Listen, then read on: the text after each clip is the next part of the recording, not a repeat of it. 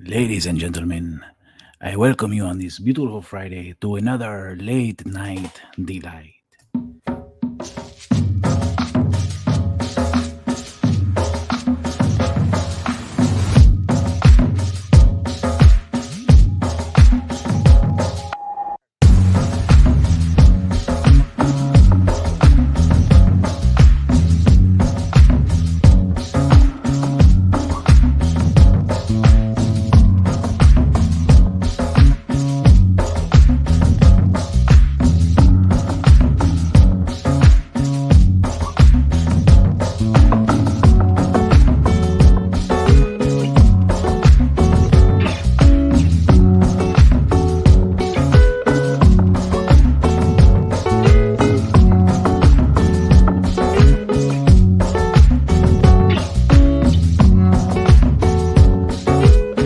Fuck you, Dale! Fuck you!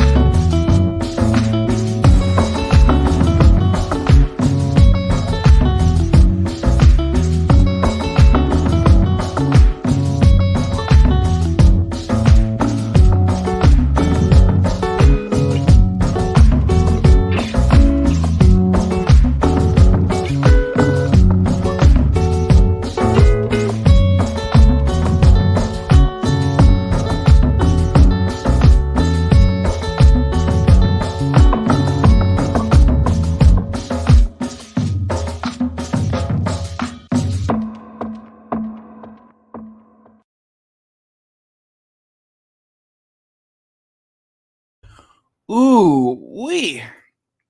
Damn. Woo. Oh my god.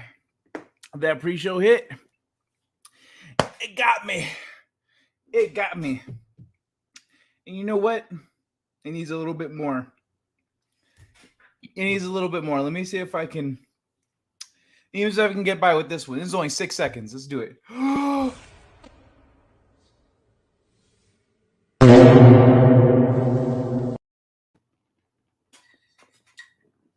Nope, didn't make it. Not fast enough. Fuck it. Oh shit, let's do the show, y'all. One man show. Greetings and salutations, my friend. Damn. May have been pushing my voice there a little bit. Always censored. How's it going? Always censored. Of course, not here, you're not. Not here. Hey, Arlene. Buenos noches. Bush McFadden. What's up, Bush? With your Riker avatar? I've been watching Sandman this evening. Not liking it a whole lot so far. Not familiar with Sandman. What's that about? Was watching Fifth Kind about the arc in art. Yeah, Neil Gaiman will do that. Cookie time? Watch for the heart-shaped ones. That's the best part. Season 1 of American Gods was weird and intriguing. Season 2 was an absolute dumpster fire. That show never really intrigued me. I'm not sure what it's about, but it never... When I see the previews for it, it just seems silly. His name is Ralph. What's up, Mr. CCDV? Good to see you. Let me scroll ahead here. What you say about my mama? Hail, Panda Power. Is that a high five or yeah, it's a high five. I thought it was a live long and prosper. I thought it was one of these. You're throwing one of these at me. Nice, the end of 9 episode there. Hell yeah. Stoner. Let's go. What's up, Hoff? Strong bong. Ooh. Yeah, and I cleaned it too. It just hit me. Hola, pendejos. What's up, Papa Cotton? Slingshot T. Feel the choke. Yeah, it got me. Horrendo Revolver. What's up, Horrendo? ¿Cómo estás, amigo? It's good to see everybody. Focuses on Sandman is based on Neil Gaiman comic. Focus on Lord Morpheus, the embodiment of dreams. Oh, okay. I realize I'm still in centered mode right now. Ah, son of a bitch. I forgot about that. All right, hold on. Let me... I spaced on that. I keep forgetting about that extra little thing I got to do there. Hold on. Let me pull this up here. Give me 2 seconds. I'll have the chat going for everyone. Come on. Little quicker there, buddy. All right. Click the button. Copy the thing. Paste the thing. And boom, we got to chat. All right. I'm fucking wasted. Papa Cotton, you're wasted? It is Friday. It's the day, you know? It's rather heavy-handed when it comes to wokeness. Ugh. That's pretty lame. Orindo Revolver is my sock account. Oh, okay. It's your sock account. The one-man show, I heard that. Figured people like you would be a sacrificial lamb so I don't have to debunk the rumors. Yeah, that's what's nice, not having to watch these shows, like the shows that you know are going to be bad. But, like, just let other people watch them and confirm. Yeah, it was bad. All right, that's what I thought. Let me walk you out? No? You want to come with me? No. Okay, stop. Oh, but yeah, I've got some stuff here for everyone tonight. Let me start, of course, with the Instagrams. I got the Instagrams to do.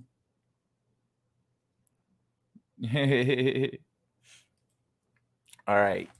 Where were we? The last one was the watermelon. This is where we left off yesterday. Let me do the thing here. All right.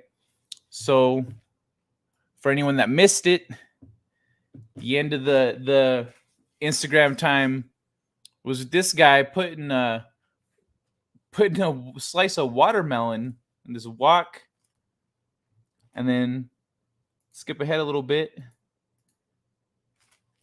because we gets the popcorn.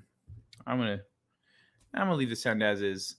He put some popcorn in there. He's got watermelon popcorn coming out of a wok. Something tells me that popcorn is not going to be as dry as popcorn normally is because of the way it was made. It wasn't just popped with hot air in a bag. It was like boiled. And watermelon popcorn? What? All right. But here's the new stuff, y'all. Sure.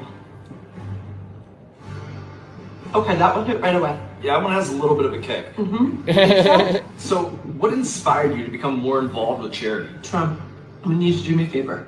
Anything. I'm gonna need you to shut the fuck up. I don't know what the hell kind of spice they got, but she cannot take it. Alright, so this next sauce, the dragon's breath. I'm out of beer. Keep talking. I'd hope for better. San Mansos would be very pale skin with outrageous spiked hair. The portrayal in the series makes him look like a regular Joe. Ugh. I'm just gonna pour the milk right into it. Alright, so we're getting into serious territory. Oh God! She's fucking losing it. Slingshot says every show woke as fuck now. It's ridiculous. It is. It's sad. But you know what, Slingshot? If you're looking for a show that's not, if you're looking for a good show, Dark Matter. It's only got 3 seasons. But Joe Malazzi, the creator of it, he's looking to get it. He's trying to get those last 2 seasons or to create a special or something to wrap up the story. But it was a great free show. Lots of fun. Lots of fun to watch.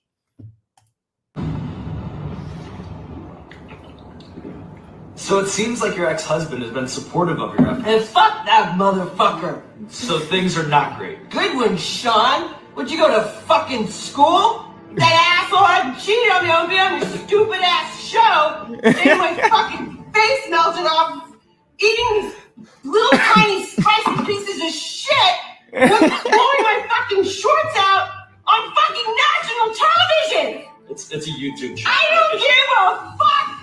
What the fuck it is? Like this one a little.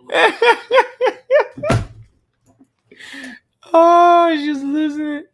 Name something you only find in white people's houses. My dad. That one's brutal. I don't even bother to watch anything. Long drop between Orville seasons 2 and 3. Yeah, that I love that last episode of the Orville. I love that they didn't just go like, oh, we've the prime directive. We're always we've been so enlightened, etc. Instead, they took the time to like visit the topic of why it's dangerous and why it's not okay, and show the results of them making the actual mistake of interfering and seeing what happens and going, okay, we're not doing that again. Let's just make a law for that one. Do tennis ball, Kai. So soon? You don't want a little build up? Let me see what we got here. All right. Tell you what, at 20 likes, I'll do tennis ball. At 20 likes, we're at 11 right now. So we get to 20. I'll do tennis ball. Netflix, Neil Gaiman, David S. Goyer, Ruined Foundation. Bad group. I wonder how it tasted, though. Tennis ball. Wook. Wow, what a bitch. She was losing it, dude. One episode was gay, has gay couple. Another covers lesbian pairs. CGI is rather weak. Oh, well, we can't stand for that weak-ass CGI, man. What is a sock account? It's a fake account. It's like a puppet, a little sock puppet. Please dust them with Reaper powder. I'll check it out. Cool. Hey, Manta Ray. Oh, hey, Manta Ray. What's up, Manta Ray? I hope. You're looking for a good show, Primal. I would not be able to, like, I'm so stoked. I've been preaching Ted Lasso and Mythic Quest for a couple years now, and finally people are, like, watching Ted Lasso and Mythic Quest. I'm like, yeah, I told y'all motherfuckers to watch this shit. It's good. Get an Apple TV subscription. It's only, like, $4 or $5, some shit. I would not be able to be in the same room with her. What about her face is melting off? I'm pretty sure you'd get a kick out of that. Because they know what they're doing to people. Hopcast. Scream curse words louder. Comedy. Mia Rudolph hasn't been funny since Idiocracy. I've seen her in some stuff. Been pretty good. This is dope. Olha a chirua velha aí, ó, pegando fogo. See, that's a good use of the washing machine right there. So someone was under your car last night trying to steal your catalytic converter, but I shot him with my BB gun twice. You're welcome. If I were you, I would get something like a cat strap.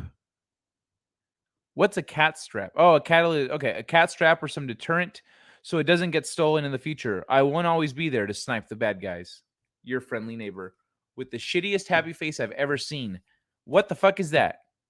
Is that supposed to be a happy face? That looks like it looks like a diagram for an electrical circuit.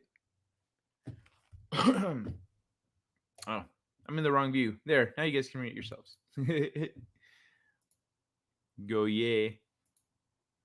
Is that her name? Not funny, just rude and loud.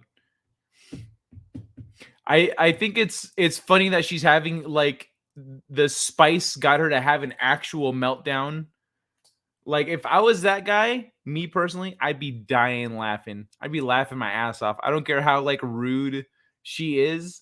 I think it's funny as hell. I'm like, dude, she had a fucking meltdown.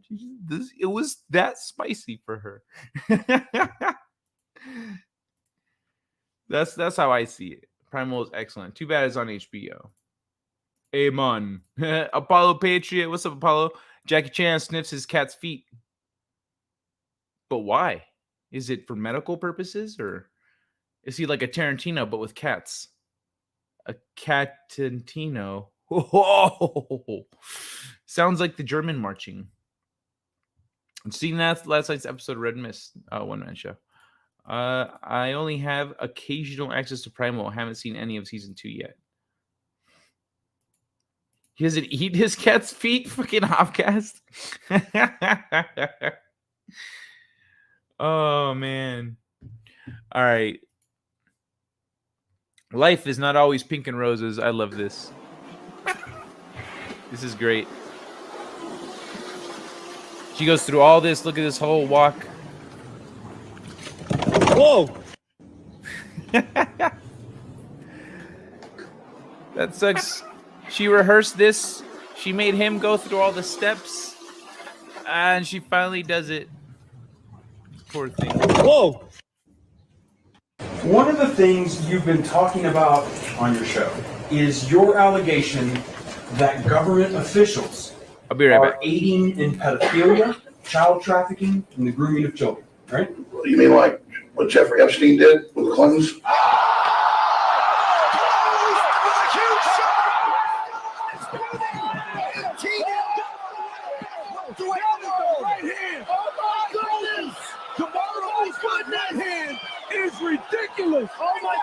One of the things you've been talking about on your show is your allegation All right, I'm back. that government officials are aiding in pedophilia, child trafficking. So yeah, and I grooming love of this children, shit. right? I You mean love like even that they what cut. Jeffrey Epstein did with the Clintons?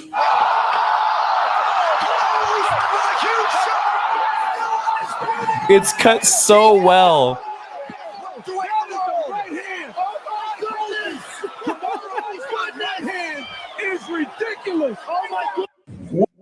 Dude, I love it's so well done. They cut to like Joe Rogan sitting there watching like he's listening.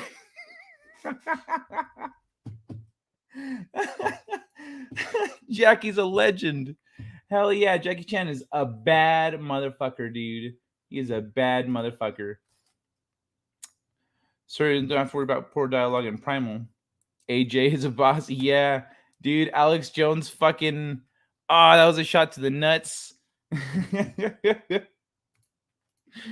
I stand with Alex Jones. Gonna buy some super male vitality. Alex dropping bombs. I know, right?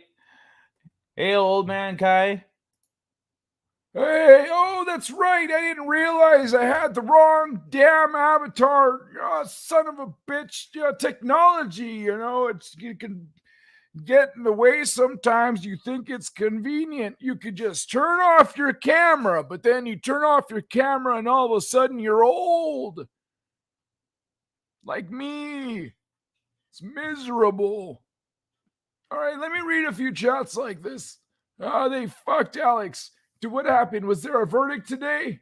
Or just the whole thing? The whole thing is a bitch. Not gonna start on Mr. Jones. That judge is horrible. She's far left activist. The whole trial is a farce. Oh, that's a bitch. Yeah, not surprising at all. Mr. Jones and me. All right, I'm gonna be young again. But yeah, dude, she looks like a cunt too. The way she flips her hair, like she didn't just hear that, or like she's like affronted by what he said. Job applications would be like, if you're working and Frank looks upset, what do? Bruh, I turn around and do my job. Fuck Frank. No one gives a fuck. That's very much what, like, it's when, what was it? I heard a thing. This girl, her boyfriend broke up with her via text while she was at work. And so she's at work and she gets a text and starts crying, and she's crying. The manager comes by. She's, what's wrong? Why are you crying? My boyfriend broke up with me in a text right now. She says, that's why we don't check our phones at work. Because it's work. Like, don't be doing your personal shit unless there's literally nothing to do. Or if you're on the shitter, My uncle, a retired fisherman, volunteered to build his first grandson's crib. There were mixed reactions. I think it's gangster. I think that is the coolest damn crib. And not easy to carry or to move around, but fucking cool. Hold on.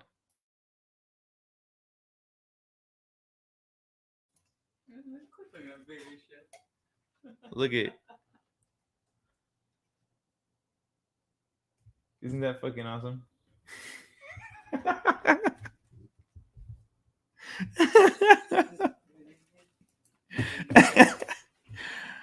Oh, let's. Okay, just a heads up. I'm gonna warn everyone. This fucker is annoying. This shit right here, I'm about to play the first few seconds. Even Kamala is like, okay, that's enough. And like, as soon as she gets what she needs from the video, moves along. It's a few seconds of a really annoying motherfucker, but I really love their take on it. Heard of a cupiosexual? Here we go. Oh God.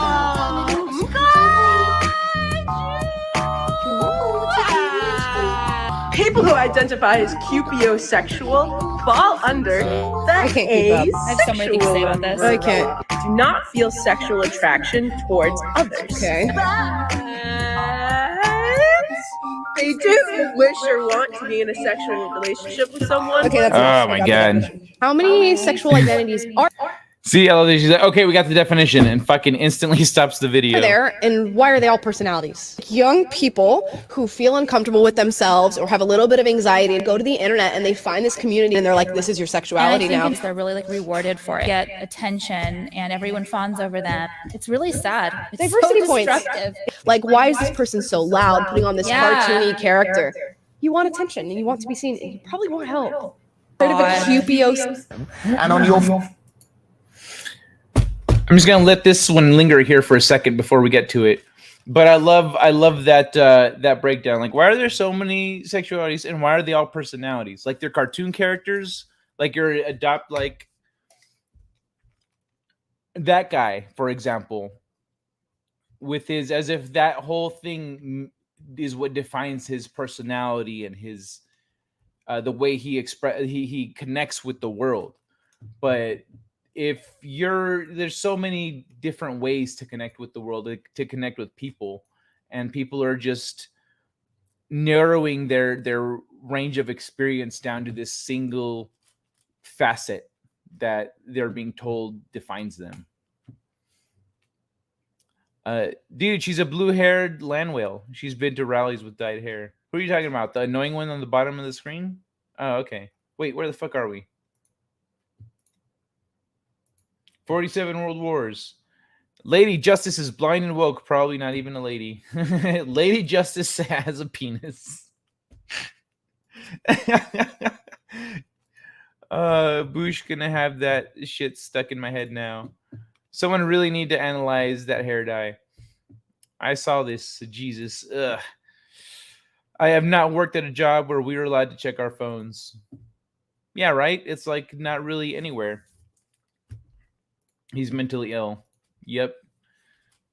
1,000,006 apparently. She's pretty. Who, Kamala? Oh, hell yeah. That's exactly it. Attention.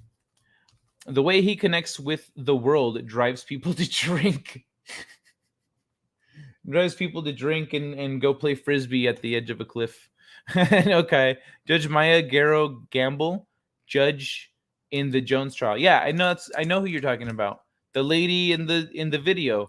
The judge had short black hair and she did like a hair flip thing. I seen it. Bunch of pieces of shit trying to make confused kids think that screwed up sexuality crap is fun.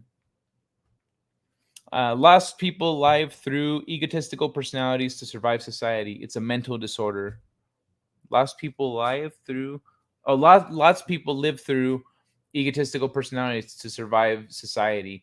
Yeah, it is, because like really you don't need to pretend to be something to get out there. You need to discover who you are and what you're about, and then assert yourself in the world. Put yourself out there, not put on a show. Hold on. That was annoying the shit out of me. Not put on a show for people. That's not living. That's not living your life. living your life is being you and learning who you are and learning what you're good at and what you can contribute to society and what society can contribute to you. Hey, Zachariah, how you doing, man? She's a blue-haired land whale activist guy. The judge. Oh, the judge is. She's a far. Okay. I hear you. Thanks, Boosh. Now I got all the dots connected. She's a far left wacko. Ugh, that's fucking shitty. So why are they allowing cameras into the Jones trial? I know, right? It seems like a bad idea. Want to make a bet that Kupyo kid doesn't have a father? Yeah. If you can't learn to be masculine or appreciate a sense of masculinity if like you don't have it to learn from. So yeah, he it looks like he puts on makeup too. I mean, I don't know. I think we should allow cameras in every trial. Yeah, seriously. That should be standard for at least for posterity. But let's look at this video of 40 men and her husband gets a drink. Let's see what that's about. Birthday, you set yourself a challenge, which was that you would sleep with 40 men in one day. That was my birthday present for myself. I'm surprised you could It's her birthday present to herself. Walk after that. A bit of a sore back, but And did you afterwards think, you know, what am I doing? No. No. I had the most fantastic day. Afterwards, me and husband sat there then, having a drink all night. And on your After the 40 men, her and her husband sat there having a drink. 40. I like his comment. Like, how could you walk? She's like, oh, my back was sore, but I was fine. Like, 40 in a day? I mean, that takes a lot of planning, logistically, if you think about it. Because you can't go out and pick up and have sex with 40 different dudes in a day. You got to have them lined up for your birthday, ready to go. Like, hey, so my birthday is coming up. Kind of get myself something special. I was wondering if you'd like to be a part of it. Oh yeah, sure, yeah, that sounds. Yeah, what's you got planned? Well, have you ever heard of running a train on somebody?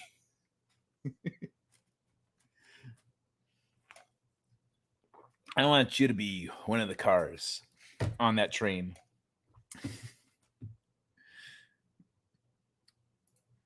I can think of a few scenarios where cameras in the courtroom would be bad. There's always a few, honestly. Whenever there's something that's good, there's always like, well, if this happens, yeah. But I think generally it could but like with this, where we see a farce happening, they're recording a farce for us all to see. Ghislaine, no cameras. But when the far left wants to hide the trial info, no cameras. Yeah, right? Like as soon as Epstein and his girlfriend are on trial, that's silent. All of a sudden, there's like plenty of other shit for the news to talk about. But when it's Johnny Depp and Amber Heard, there ain't shit else going on. Oh yeah, the thing in Russia, Ukraine, whatever. Like Johnny Depp and Amber Heard, though. All of a sudden, it's like that. Jerry Springer 2.0. I mean, unedited live feeds. I hear you, Boosh. Judge Judy. Cameras are allowed in other trials, but they can deny the press. 1 second. All right. 40 guys later. Hello, monkeypox. I like to put on a show from time to time. I do it because it's funny. Also because night shift does funny things to the mind. Yeah, actually, Man Array of Hope, you're touching on one of the articles we're going to read tonight. One of the articles we're going to read tonight is about the mind after midnight and the effects on the human mind when we stay up late, like I do. every day.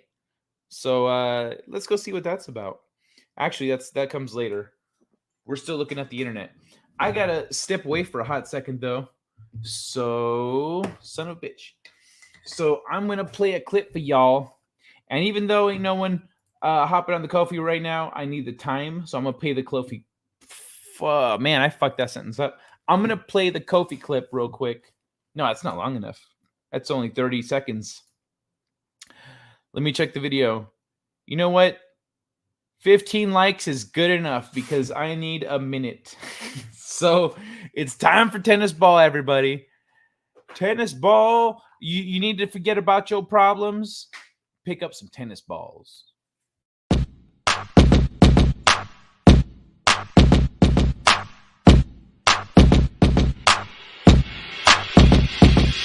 Tennis ball, throw it against the wall. Tennis ball, throw it against the wall. Tennis ball, throw it against the wall. Bounce, bounce, bounce, bounce, bounce. Tennis ball, throw it against the wall. Tennis ball, throw it against the wall. Tennis ball, throw it against the wall. Bounce, bounce, bounce, bounce, bounce. Tennis ball, throw it against the wall.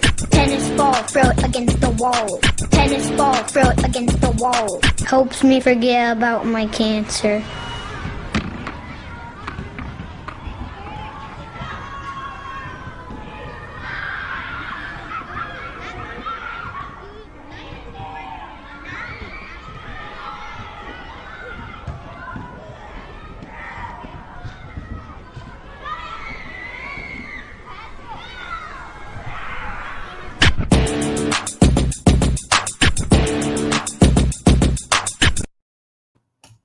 All right, I'm back. Sorry, I had to walk my girlfriend out. I like to put on a show from time to time. I do it because I find it funny, also because Night Shift does funny things to the mind. I believe I got the general idea, but say you have a child victim of a particularly heinous crime and she has to recount the events that occurred. Would you really want to put a camera on that? That's true. Yeah, that's true. That's what we call time for a commercial break. One man show, it's already illegal to release that information. I wonder if Hubs paid them all or if they just happened to know 40 men that were willing and available at the same time. Ew.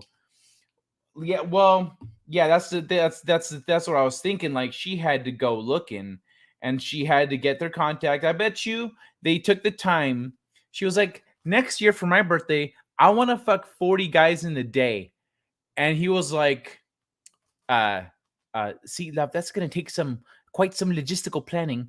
And she says, yeah, I'm a wedding planner. We can do it.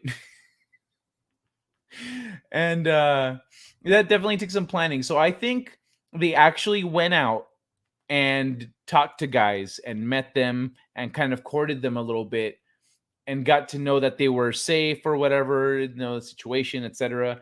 I think they went out and prepared for it a few months prior. So over the course of a few months, there's the guys that they know. Because let's say you go, okay, of all the guys that I know, which ones do I want to fuck? These ones.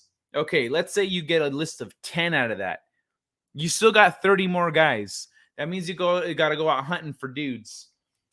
And so let's say she got 15. She got 15 out of it. She still has 25 more left to go hunt down. So I think they went out and courted gentlemen for this occasion and was like, okay, be there for my birthday on this day. And he's like, okay, well, I went out to the bar tonight to get laid tonight, but fuck it. I'll call this one a win. I'm going to go home tonight and call this one a win.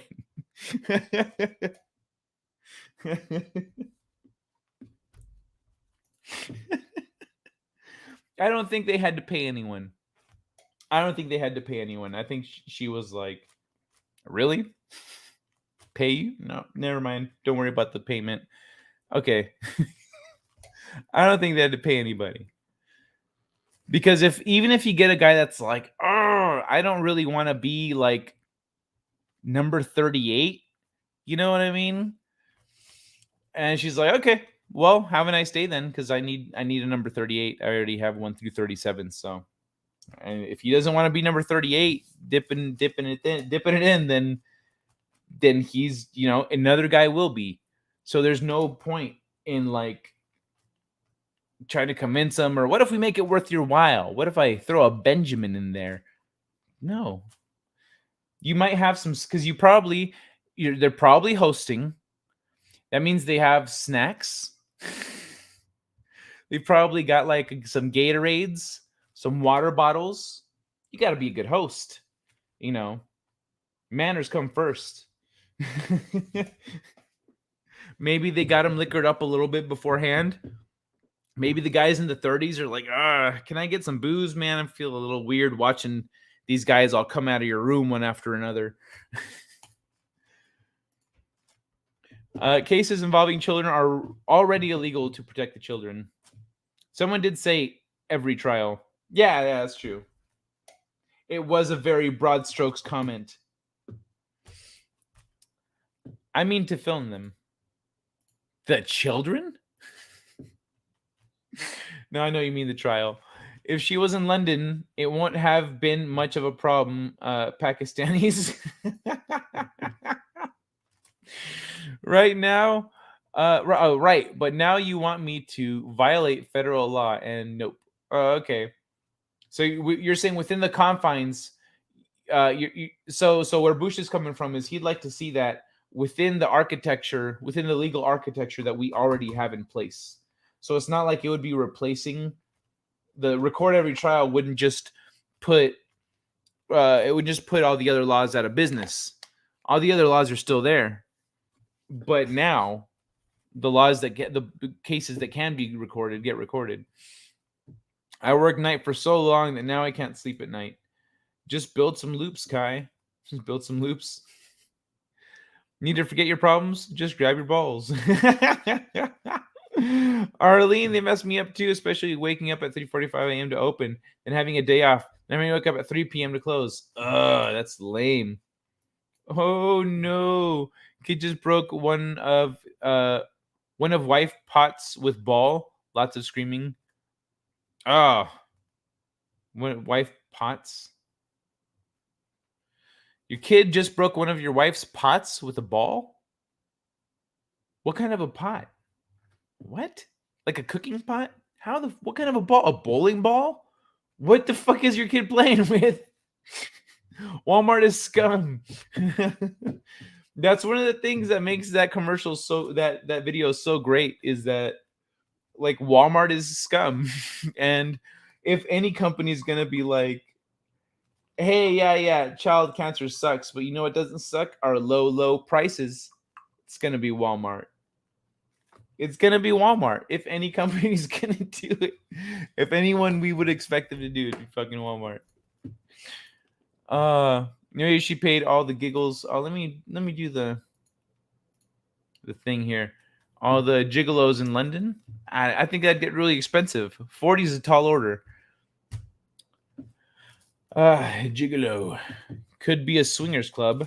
True. That's right. You make a good connection, and they're like, hey, I'm actually part of a whole swinging community. She goes, oh, really? And then right there, that one turns into 10 or 12. Next birthday. Whoa, sloppy 41st. She was aiming for 100. Hello, Kai. Oh, well, she fell way short if she was aiming for 100. Hey, Eve, how you doing? I get my notifications just now, and I come in while you're bouncing the balls. Score. I would hate to be number 40. I know, right? Kai, after 40 in one day, there's no tread left in those tires. Must be really old-fashioned. I find that truly disturbing. No, you're not that old-fashioned. That's, for most people, that's like, even for people who are like open-minded and like, multiple partners, polyamory, whatever, etc. 40 in a day, that's a lot. That's a lot. That's a lot. That woman is insatiable. I'm pretty sure. Think about this. Here's the other thing to think about. If this woman Let's just which watch was this that you again. would Hold on. sleep with. God. And on your 40th birthday, you set yourself a challenge, which was that you would sleep with 40 men in one day. That was my birthday present for myself. I'm surprised you could walk after that. A bit of a sore back, but no, it's fine. And did you afterwards think, you know, what am I doing? No. No. I had the most fantastic day. Afterwards, me and husband sat there then, having a drink all night. And on your 40th birthday, you... Okay, the thing about that is that for it to get to that point where she's like, it's like one of those things like, you know, an orgasm for every day of your life, a dude for every day of, for every year, sorry, day of your life, for every year of your life, like getting like one guy for every year of her life. That was her thing. So think about the years married to her husband and the build up to that. That was not the first time that they've done something like that. For her husband to be okay with that, there had to be a buildup of other events, of other scenarios, of dating other guys, of doing kinky stuff, etc. It built up to that. But yeah, she's a little Energizer bunny, is what she is. Yeah. Keeps tweeting out things like this, how the gas prices are lowering, that... And on your 40th birthday... We can watch that if you guys want. I'm going to catch up to the chat a little bit, though, because I'm falling behind. Wonder if she had auditions. Auditions? Let me see you do the Macarena. Okay, now thrust your hips. Number 40 had a 2x4 strapped across his butt so he didn't get lost. Do you think they covered her, or were all polite because they're British? Oh, do you think they covered her? What do you mean they covered her? Like, I mean, that's a good question. Like, are you sitting there trying to grab her hips and your hands are slipping off? or like, is she... Let's not get too vulgar with it, I guess. What happened to the mess is the question. Yeah, what happened to the mess indeed? That is a good question, Boosh. What happened to the mess? No, already legally allowed to be shown. One's already legally allowed to be shown. Yeah, I got you. If you feel two tugs on the rope, for love of God, start pulling. Soccer ball, plant pot. Oh, got you. Okay. Like her treasured Ming Dynasty vase pot. Swingers is a good point. Yeah, they could be swingers. He could be like, hey, I had 40 sex with 40 women for my birthday. It's only fair. Yeah, okay. Well, that is fair. And they call two friends and so on and so on. Yeah, true. You know what? That's a good point. She could be like, if you know anyone else that would be interested, please feel free to let me know. Oh, I know a couple friends. I've got a couple friends that might be into it. And then goes and talks to his friends, and they're like, oi, mate. Yeah, I'll shag her. I'll be number 38. That's fine. Yeah. It's gross, Arlene, says Boosh. Maybe she worked through them in groups. 2 at a time would definitely save time, but I'm pretty sure... I'm pretty sure you went 1 at a time. That isn't husband. Sorry. And one of the 40 guys was hubby's lawyer. If that was her birthday wish / challenge and her husband helped, they must live that way. Yeah, exactly. That's like a normal thing for them. It's not like that just happened. Like, oh my God, this very normal couple suddenly did this freaky deaky thing. Oh, this is perfect for old man Kai to the rescue. Oh, why so glum, little man? I wish I had money for candy. Oh, I'm sorry, boy, but what's this behind your ear? Get a job, bum. What's he trying to do? Watch his step. Oh, shit, that's clever. That is clever. He's got a watch on his foot because he's watching his step. I'll be a son of a bitch. Oh, man, that's a good one. No, my ears, I ain't seeing that. Will she make it to 100? That's her birthday plans for 100. Bukkake Fest covered as splat. Yeah, I took me a second. I was like covered, like the mess. Yeah. Sup, y'all? What's up? Another monster. Yeah, 40. No glory in that hole.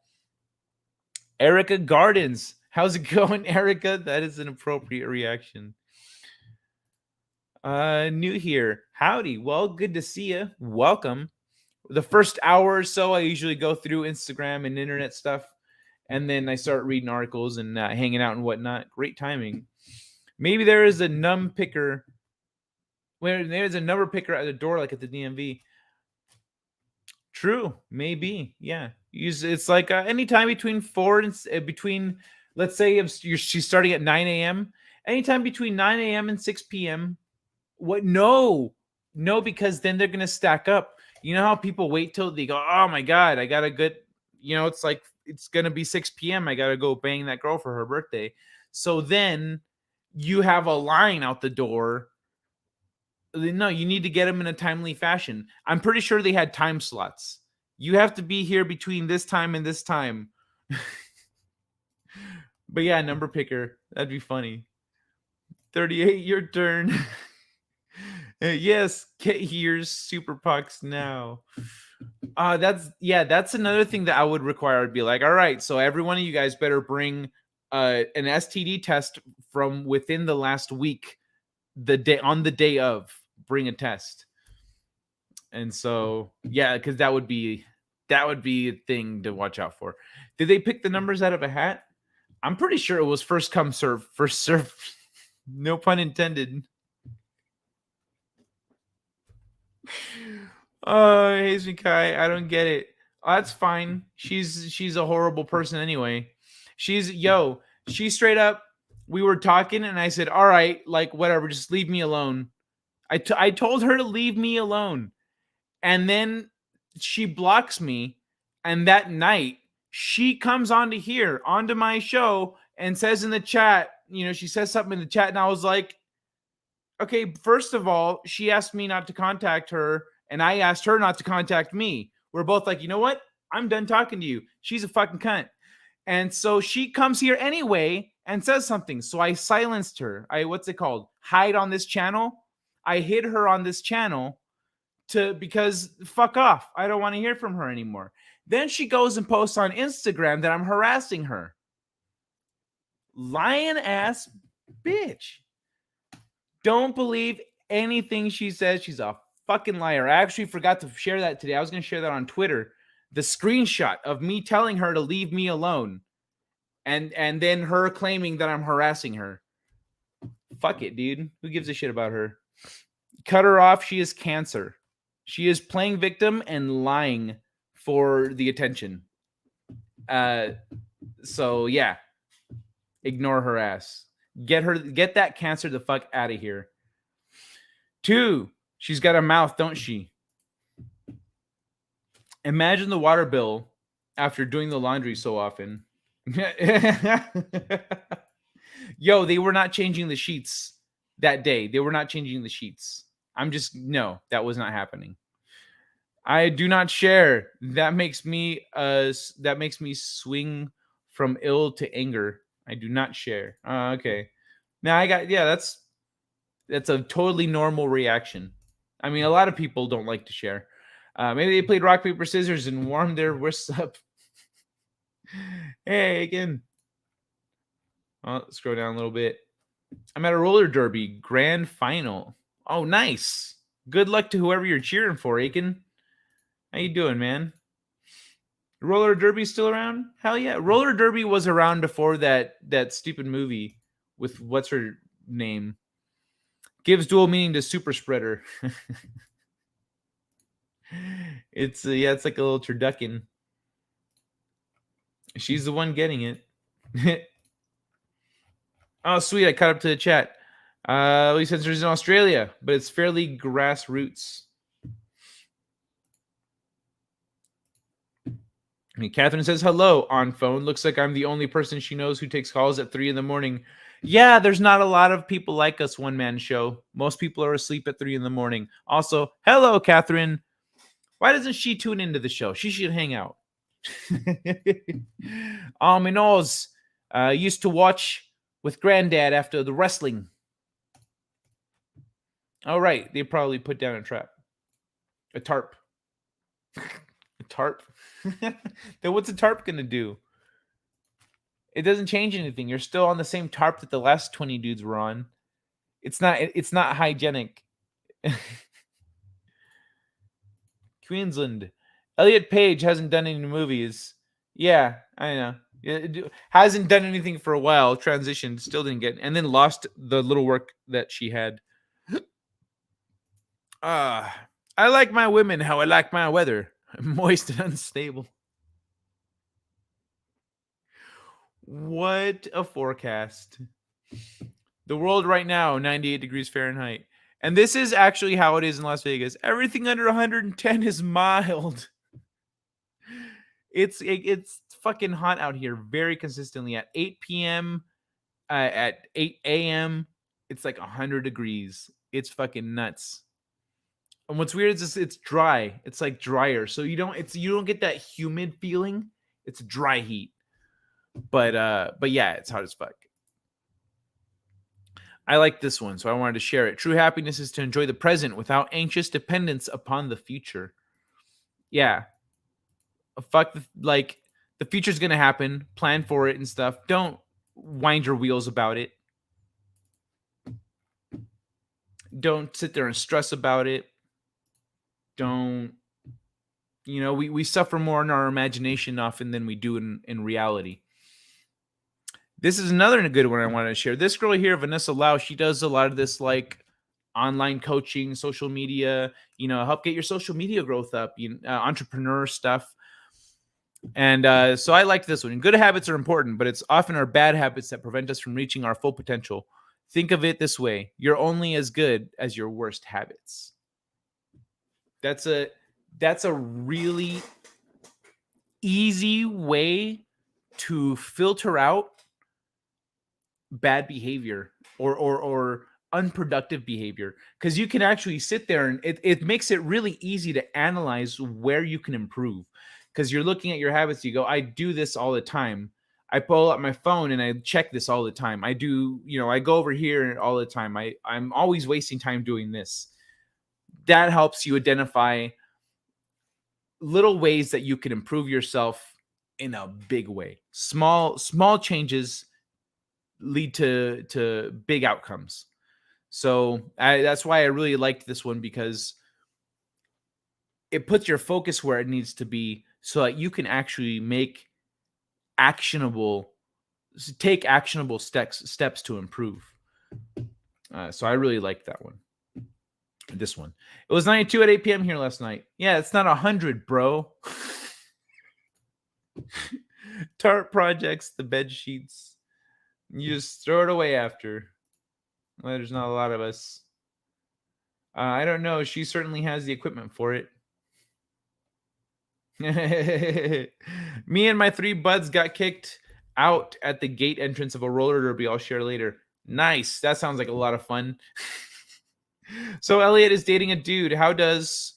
Where's that Cupio kid? We need something explained in the most obnoxious way possible. What habits should I take up then? Well, like, if you want to form good habits, then look at what you want to improve and how you can get there. Like, let's say, the easiest example is fitness. If you go, well, I want a flat belly, start doing sit-ups every day. But also in terms of bad habits, what's a bad habit that you do that prevents you from getting a flat belly? Oh, well, like, I eat 10 pounds of cake every day. Okay. Have you thought about cutting it down to 2 pounds of cake? Who survives on 2 pounds of cake? Most people actually survive on less. So you can cut that out. But if you want to brainstorm a little bit, what goals do you have that you want to build up to? And then maybe we could figure out some habits that could get you there. if you want to entertain that little exercise. I do have a fun game coming up though really soon. I need to hurry up and get through this. Hurry up. I watch Late Night Delight 3 nights a week. Bad habit? Nah. Not if you're learning and having fun and, you know, getting some social time out of it. Oh, that's right.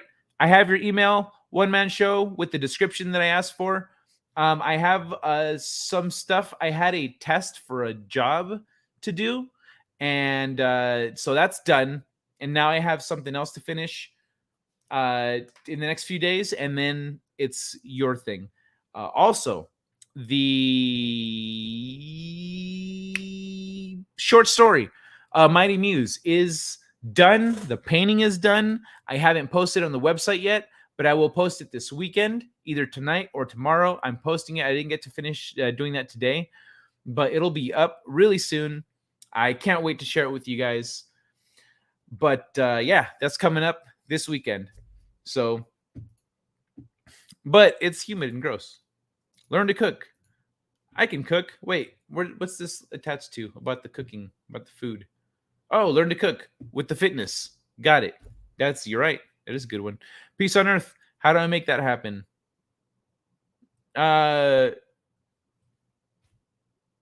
Baby steps. Be that wonderful, loving human being that you think everyone else should be, even with the worst kinds of people. Have empathy, you know. When you see a villain, try to see someone who, if you just give them a nudge in the right direction, they'd look around and realize they're being assholes. Like, I love doing that. People, I did that to a cop once, but I love doing that. You just point out to people like, hey, it's just this is going on, and so I wanted to help. And sometimes they'll go, oh shit, okay, I overreacted a little. And you'll see them flip. Anything you want to learn how to make in the kitchen can be found on YouTube. Loads of videos on the same meal too. True. I didn't expect instant gratification, Kai. I know art is a process, a time-consuming process. I was just letting you know I got some stuff on the queue, and so that's what. But I don't think I replied to that email. That's why I was letting you know. Be the change, exactly. A nudge in the right direction, like off a cliff, that can be helpful. Peace on Earth equals human killing virus with a 6 million incubation period and high communicability. Okay, so this is great. The Bureau labeled cases as extremism to make it seem like the threat is larger than it is. Project Veritas also leaked FBI documents showing the Bureau labeled the Betsy Ross flag and Don't Tread on Me flag as extremist symbols. The Don't Tread on Me flag, that was one of the foundations of our country. I love this shit. My mom took me out for a picnic because I was crying. My mom used to give me something to cry about when I would cry. That's how I grew up. Like, I was, I think one of the stories I heard when I was a kid, I was little, we're in the grocery store and I'm in the basket seat, you know, and I see some other little kid crying to get what he wants. And his mom like gives in and gives him the thing. And so then I start trying to do it. And my dad leans in and says, if you don't stop crying right now, when we get home, I'm going to give you something to cry about. And I was like, I'm good. These are stronger than some people's relationships. Yeah, it's true. All right, y'all. Here's the game that I want to play with everyone. BDSM. What does BDSM stand for? Wrong answers only. I don't know where my reply is. I thought it'd be at the top, but it's not. But my response was big dick, small mouth. Big dick, small mouth. BDSM. What does BDSM stand for, y'all?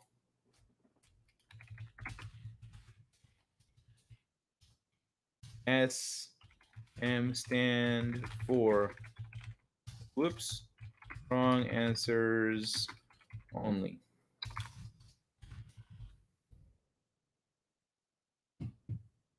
All right.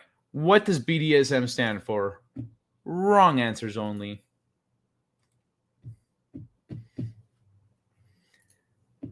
I make a kick-ass lemon pound cake because of the YouTubes. Ooh, nice. Lemon pound cake. That sounds so good. What I want.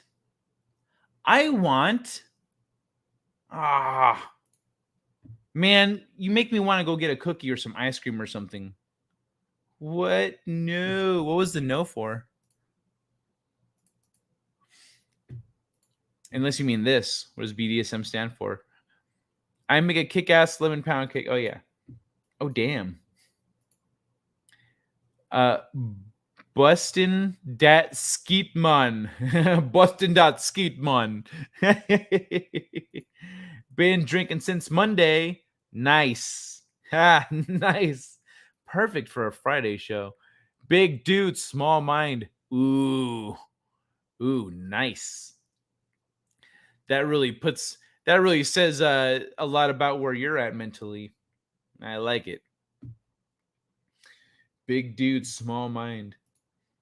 Okay, I don't have anything like even semi-sexy to play, huh? I guess there's this. Calm down. Calm down. It's okay. I'm sorry. He apologized. He apologized. And you know what? If that didn't upset the bitch ass, sorry. Calm down.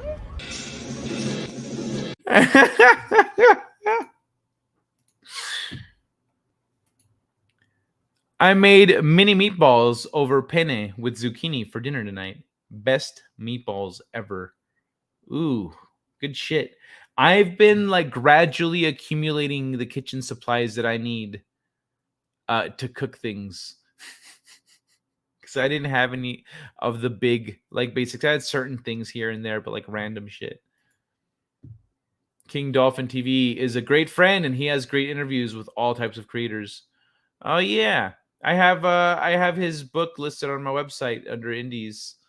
So I have a thing where people can go find indies and their stuff, and I think so. That's the Dolphin Wars, right?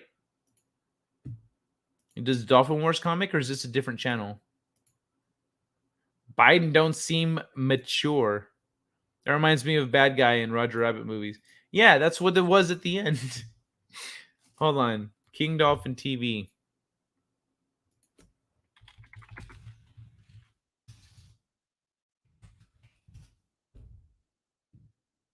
Hey, I'm subscribed.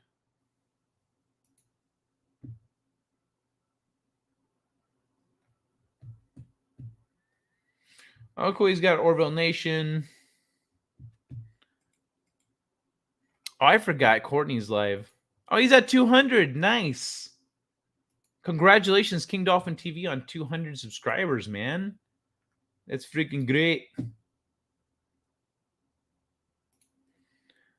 All right. So anyone else got any more BDSM fake names for fake definitions for me? Eve, what? Are you a junkie?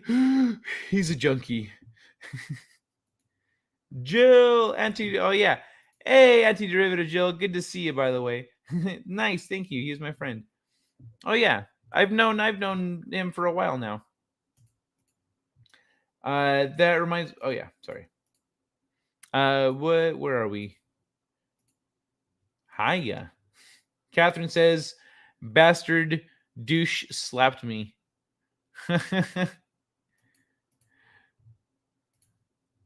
I imagined it seemed like he was a little more a little rougher than that.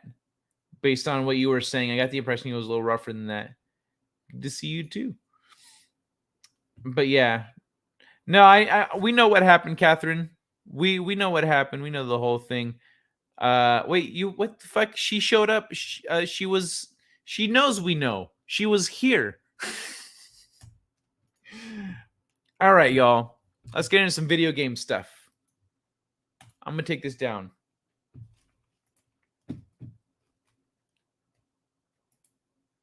I'm gonna take this down and see what's what. Okay. All right. So I'm gonna. Okay, close that. Close that. All right, 1, 2, 3, 4, 5, 4. Got 4 video game articles here. I'm kind of gonna skim through them. I'm not really gonna go deep into them. I'm gonna skim through it a little bit. But first, y'all motherfuckers made me want cookies. 201 says always censored. King Dolphin TV's up one more. Nice. Direct quote from Biden when he was asked about the cognitive tests like Trump took. Biden called him a junkie, a black man, then laughed wheezing. What?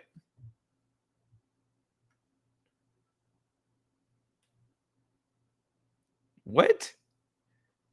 Cognitive tests like Trump took. Biden called him a junkie, a black man, then laughed wheezing.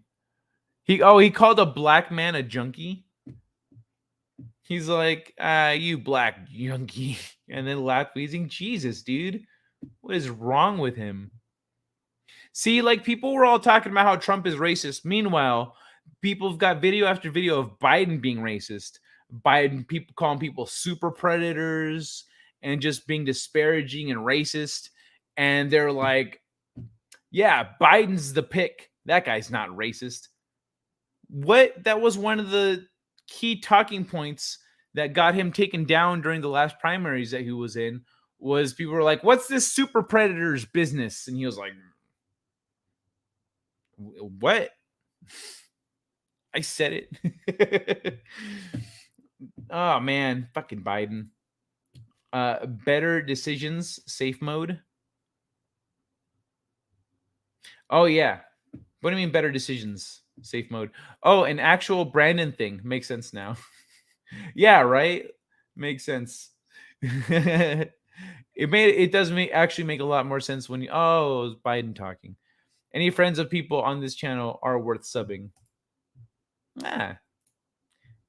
True, but also, thank you, Always Censored. I take that as a secondhand compliment.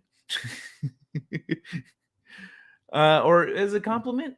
It's just a normal because it's not a direct, but I still did. Thank you. Yahoo interview, Kai. Yahoo interview, Kai. It's real. The interviewer was a black man. Asked if Biden would take a cognitive test, and Biden called him a junkie. Jesus, man. Sent her home with soft cookies this morning. She says she's having them now with a cup of milk. Doesn't hurt to chew. Very happy. Oh, that's awesome.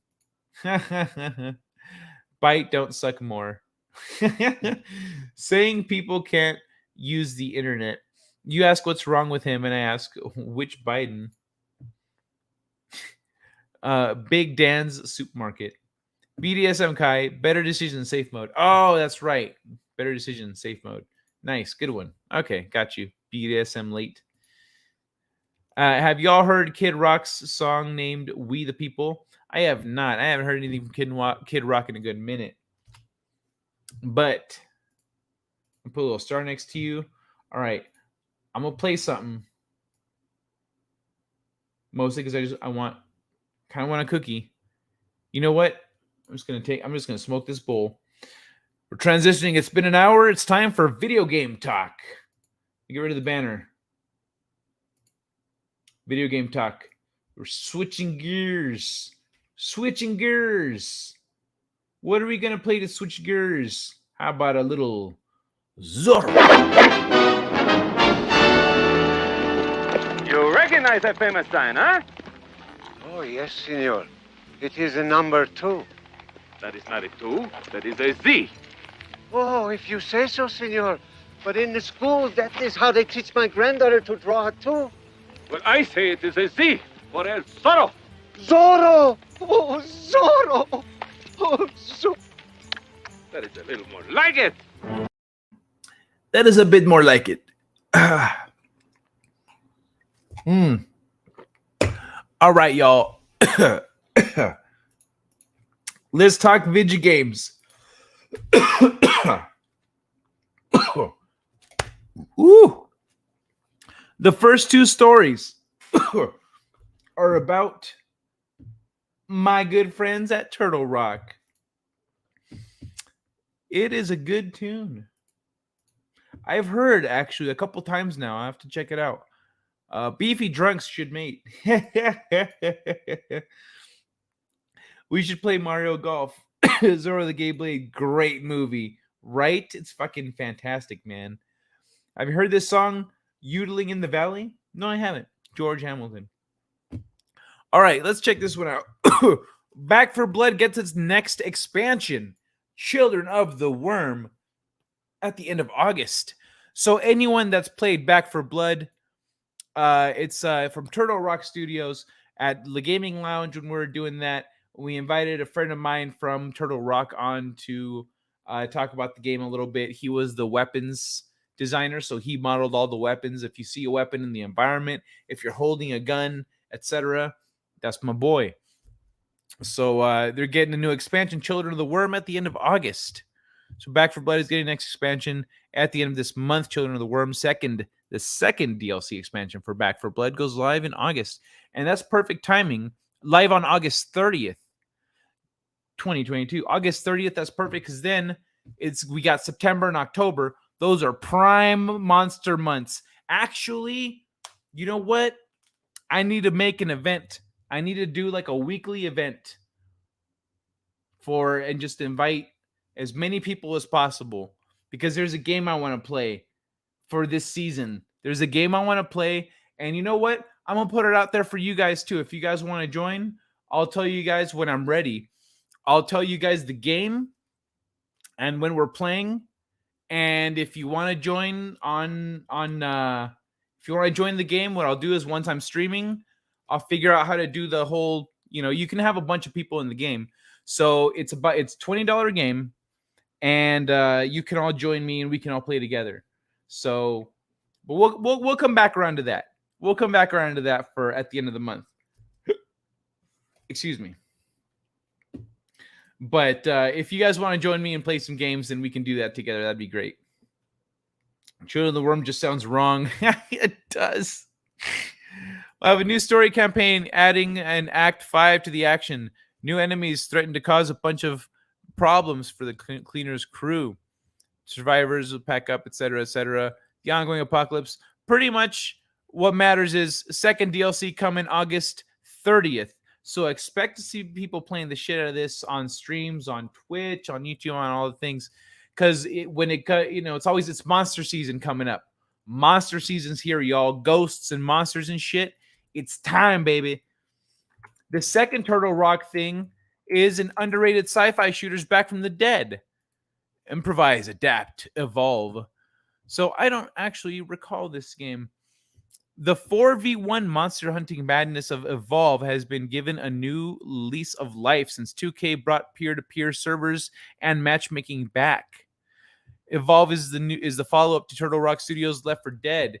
It saw the studio pivot from pitting players against zombie hordes to tracking and hunting a player-controlled monster instead. Were some people sore about it? Maybe. Were they desperate for Left 4 Dead 3? Yes. Yes, I was. But after just 2 years, dedicated server support was retired, and Turtle Rock went back to the zombie drawing board with Back 4 Blood. Until recently, the only way to play Evolve was via the Legacy Edition using peer-to-peer servers. It was delisted on the Steam storefront a while ago now, along with the free-to-play version, Evolve Stage 2. But a few months ago, Evolve Legacy stopped working. Players speculated it was due to Steam update, and a bunch of Discord admins reached out to publisher 2K to get it sorted. You can read about that saga on Reddit. Long story short, Evolve Legacy's peer-to-peer servers were reinstated. But to our collective surprise, both peer-to-peer and matchmaking for Evolve Stage 2 were also resuscitated. And player numbers on Steam have surged since then. Left 4 Dead, Evolve Stage 2. Look at, so beep, beep, beep, beep. It just keeps going up and up and up. Nice. Except for right here. Right here, it dips, so it starts to normalize. But Evolve Stage 2 free-to-play version of Evolve, as opposed to the Legacy Edition, is now seeing a resurgence on Steam. Steam charts show a spike in players since July's update. The player base shot up from a piddly 31 in June to 1,607 after 2K rolled out matchmaking and peer-to-peer server support. If you want to play yourself, here's our guide on how to play Evolve.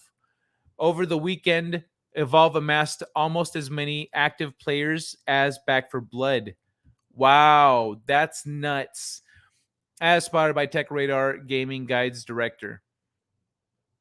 The community is stoked and has set sights on an even bigger goal, getting Evolve relisted on Steam.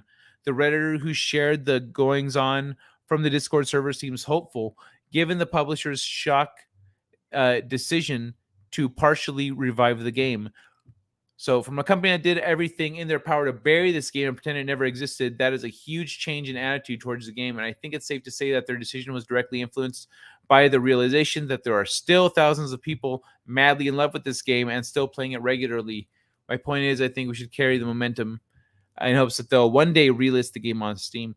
So if you want to check this game out, it's a 4v1. That means you can get 5 people together to play and take turns hunting each other down. And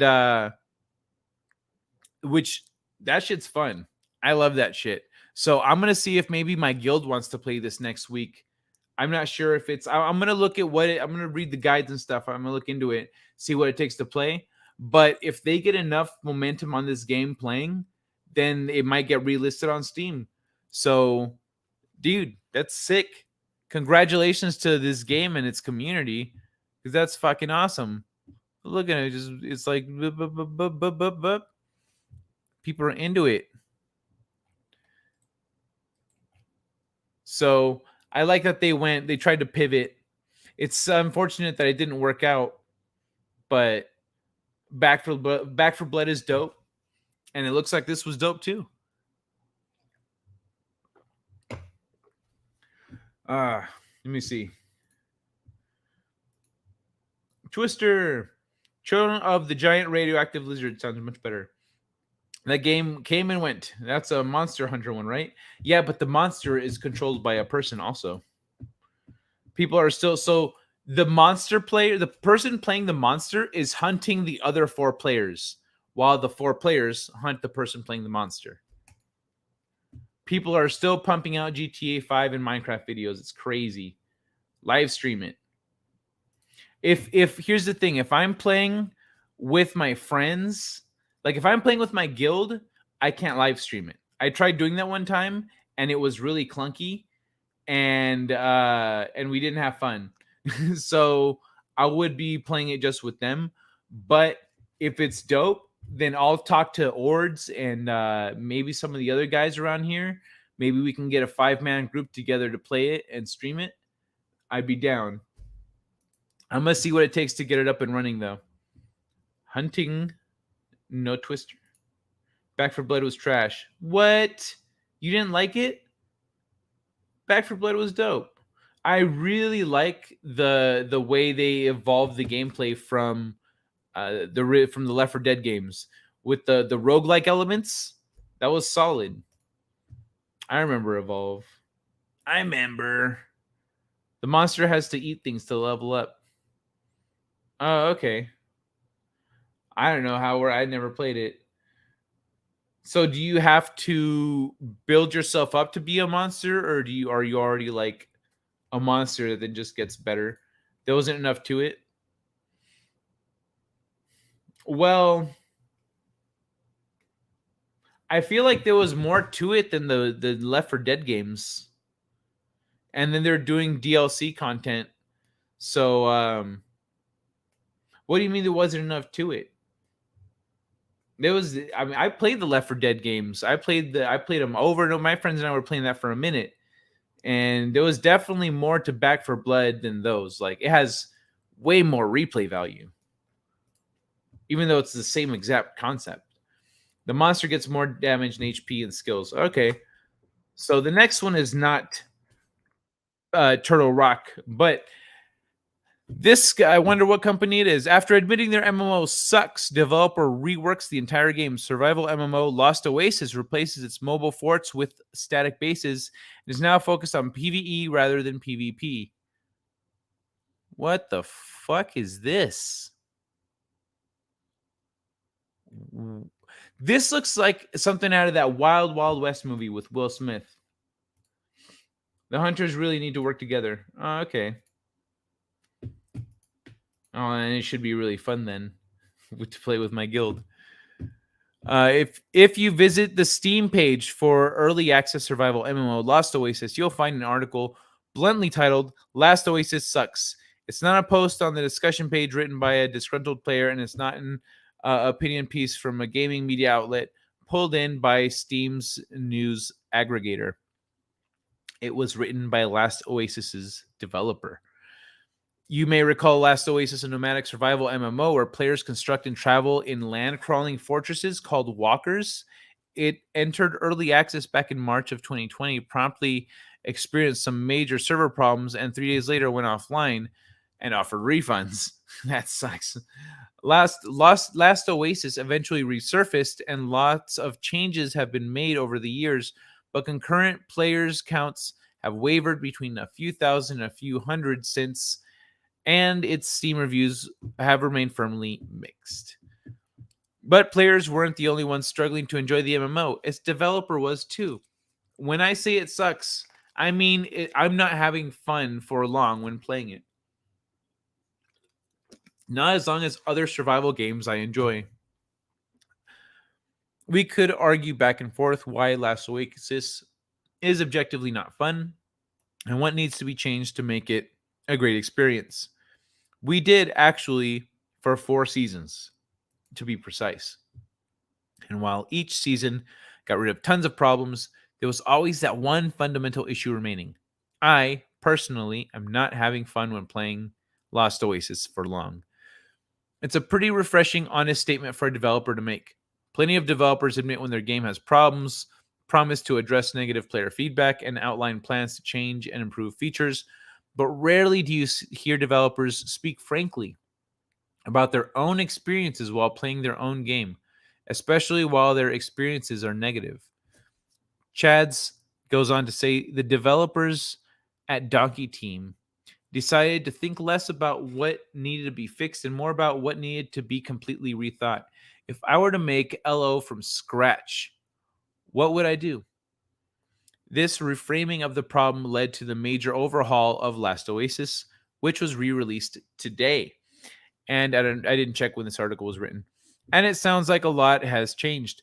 In this update, the focus of Lost Oasis has shifted from PvP to almost entirely PvE.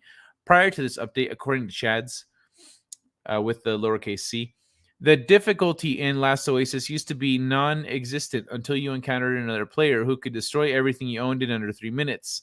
In the update, players can choose whether or not they want to engage in PvP by entering specific zones or avoid it altogether if they prefer to stick to PvE. So it's just like in World of Warcraft. There I am. The PvE, meanwhile, has gotten much more difficult. The world is in every way trying to actively kill you. The sun will make you constantly struggle for survival. Water is precious, massive, deadly sandstorms can catch you off guard. Meanwhile, aggressive enemy creatures called Rupu are roaming the world and launching attacks on other players, their structures, and walkers. While the main threat used to be other players, now it's the world itself. Oh, let's see. And speaking of walkers, they've had a major change in the update as well. In fact, the nomadic nature of Lost Oasis has been essentially erased, which is pretty wild considering it was a major selling point of the game. Originally, your walker was your base, a big roaming fort filled with your stuff that you took with you everywhere. And when it was destroyed, typically in PvP, you lost everything. Yeah, I don't know about the music, so I'm going to keep it low.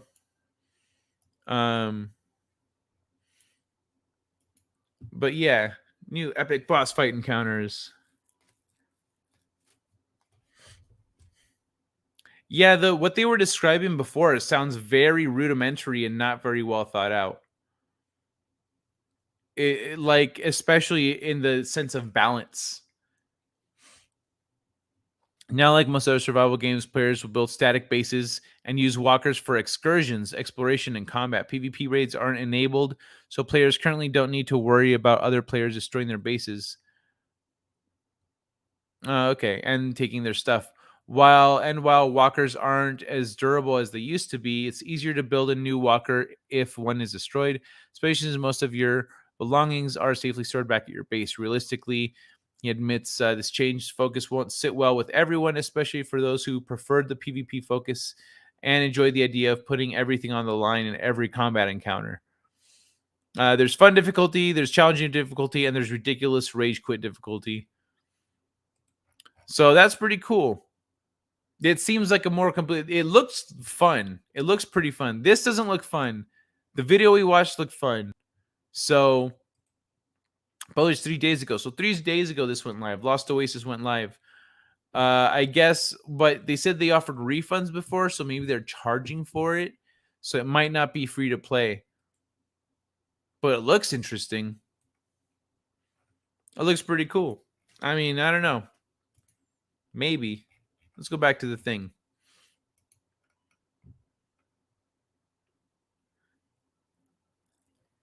Like, that looks pretty dope. I don't know how the fuck I'm supposed to beat that big walking city thing. Look at this shit. Fuck off. But yeah, that is refreshing. Usually developers are weaseling out of stuff.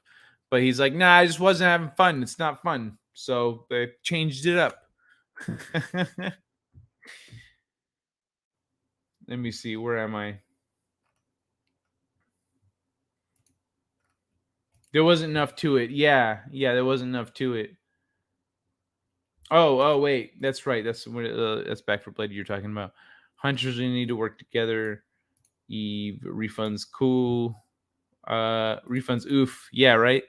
I just found out there's a woman in this roller derby league that pancaked.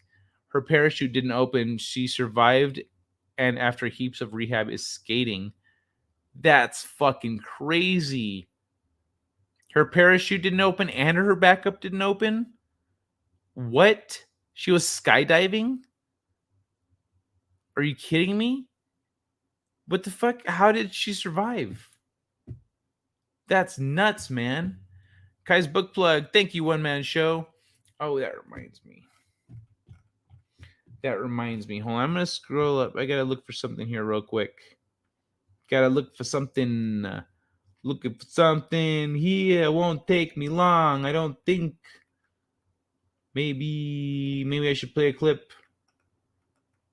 I don't know. Maybe I should play a clip. Son of a bitch. Okay, can't go back that far.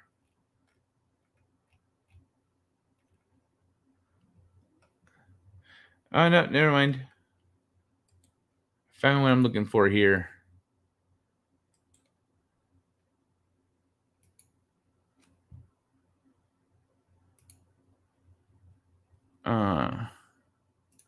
All right, cool.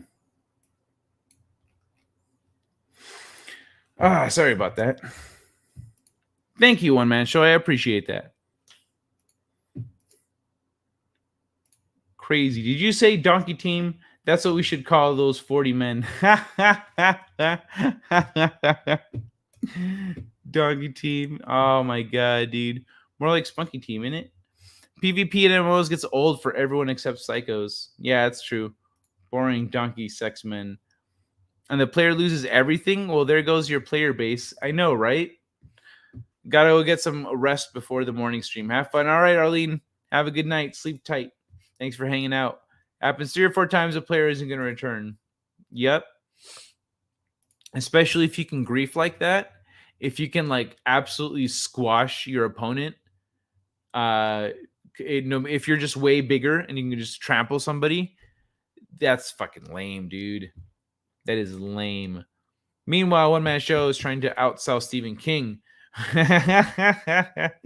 Yeah, go check out One Man Show's book too. Yep, skydiving. It's all I got told. That's fucking nuts, dude. Bravo on the recovery. For real. That is crazy. She does skate a little wonky, but she's also a jammer. Okay. I mean, she's breathing. Wonky skating is fine. Right? At least she's not like out there in a wheelchair, like being pushed by someone else, and they're like, look at her go. No.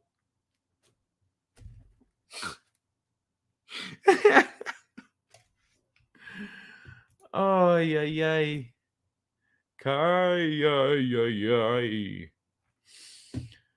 Oh, my God. All right, so I can't believe an esports mockumentary made me feel things. Players, which wrapped its first season last week, is really worth a watch. Is it? Let's find out. If you haven't heard of the show Players, a mockumentary from the creators of American Vandal, it's not your fault. It's a Paramount Plus exclusive. I only subscribed to begrudgingly watch Halo, but I've kept it the past 10 weeks because Players started to get really good.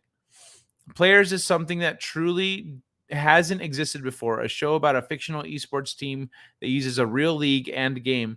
It sometimes looks like one expensive ad for League of Legends.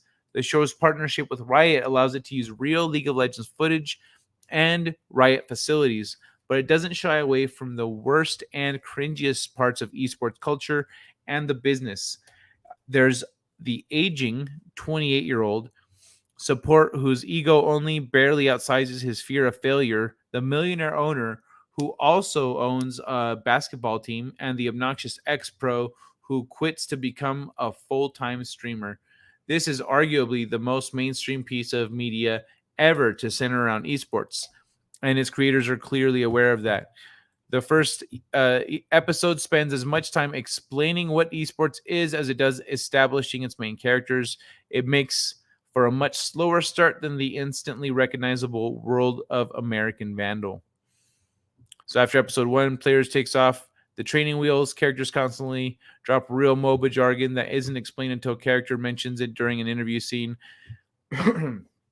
As a non-MOBA player, I was scratching my head for a full 20 minutes wondering what the hell an ADC is before someone, probably one of the actual LCS commentators who frequently appear on the show, said it stands for attack damage carry, the person whose job is dealing the most damage. That helped me understand the fugitive team's dynamic a bit, but it didn't make it any easier to parse what was going on during moments of gameplay. Appreciate the league is fast-paced, etc., etc. TV shows. So that's pretty cool that they're being accurate with everything. It's not a token show, like token out gamers. Like, oh, I play the League of Legends. It's not called the League of Legends. It's just League of... Oh, yeah, that's what I said. I didn't say the League of Legends. You said the League of Legends. This is our audience? Oh, God, Kai. No, Kai. Bad. Bad what? What did I do? You mean this story? What up? What? Fuck you guys. I didn't do nothing wrong. Okay, I'm not going to read the whole thing. I think I'll check it out and see what's up. But what's it called? Players? Players, huh? I'm not going to subscribe, but I'm going to watch the show, see what's up. If they're making enough good shows, I don't know. I don't want to support them unless they fix some shit. But we'll see. The wheelchair thing. Oh, yeah, okay.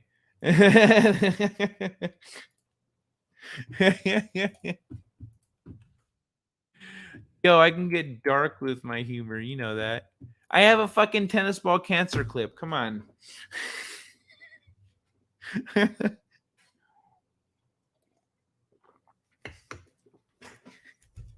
How Fullmetal Alchemist Brotherhood created an original villain for its first episode. See, I've never read the manga. I thought they were just including a character from the manga. Shows what I know. Rule of thumb, if a manga is moderately successful, odds are it'll get an anime adaptation. Okay, I'm going to skip you. The second anime, Fullmetal Alchemist, is renowned for its fidelity to the source material compared to the first anime, which wrote an original conclusion to make up for the then incomplete manga. That's not to say Brotherhood is a one-to-one panel for panel adaptation, though. One of the biggest changes is its first episode, an entirely original story featuring an anime exclusive villain. Let's delve into the premise and the ramifications. So who is Isaac McDougall? The villain of Brotherhood episode 1, Isaac McDougall. We're not going to read the whole thing. By Brotherhood episode 1, McDougall has become a fugitive, drawing alchemic transmutation circles, doing a thing. They're explaining the story of the first episode. We're going to skip past that stuff. The brothers grow interested because he wields a philosopher's stone. Don't learn how he got it. So why did Brotherhood choose to kick off an anime exclusive story? Well, for one, it's an action-packed beginning that fits the pacing of the series. However, above all, the goal of the episode is to streamline the narrative. Early character introductions. Let's compare the early progression of Full Metal Alchemist. The manga begins with a two-part story where the Elric brothers visit the city Lior and expose the false prophet Cornello. What follows are two one-off chapters, Mining Town and Battle on the Train. After its original episode 1, Brotherhood uses its second episode for flashbacks, showing how the Elric brothers got to where they are in episode 1. In the manga, these flashbacks were saved until chapters 21 through 24. The anime then tells a compressed version of the Lior story in episode 3 before skipping over chapters 3 and 4. The stories finally match pace in chapter 5 or episode 4 in Alchemist's Anguish.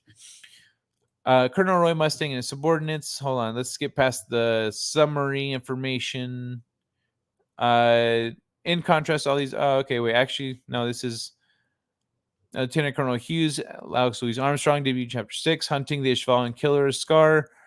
Readers may Hughes' wife, Gracia.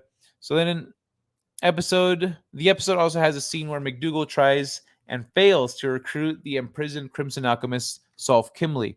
This gives Brotherhood viewers an early taste of a villain who, like in the manga, won't come into play until much later. Brotherhood episode 1 ends with the introduction of the homunculi, Lust and Gluttony. It's implied Lust was the one who gave McDougall the Philosopher's Stone. In the manga, this pair debuts at the end of chapter 2. So, foreshadowing of the end game.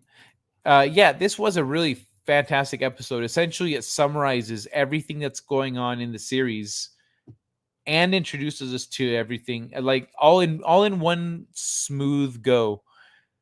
As Full Metal Alchemist goes on, it's revealed that our Mestrian government is a front, etc., etc. It goes on to explain stuff. McDougall learned father's plan. This brings us to the final early Brotherhood's thing. So why did Les give McDougall a stone? Trade-offs of a new beginning. Honestly, I think it was super efficient. I think it was a great, because after the cult following that the original Full Metal Alchemist show got, they got a chance to do it again. So now more people are gonna come. People who are like, "Yo, that show I told you about," they're getting it. They're getting a new version, and so they're watching it and they want to see what the show is about. A first episode to a show, if it delivers on what that show is about and the characters and everything, like, you're gonna watch that show. You don't need to start with, let's say, the story, like with their flashbacks where we see them trying to bring their mom back to life, and then the Lior story. Like, those are great for a manga or the first time through an anime, which is what they already did that. They couldn't just retrace their steps, do all the shit over again. I do kind of wish we had a little more time with certain characters in Brotherhood than we get, but all in all, the pacing in that show is phenomenal, and that first episode is definitely an understated part of that. Tennis ball would be funnier to me if it was about testicular cancer.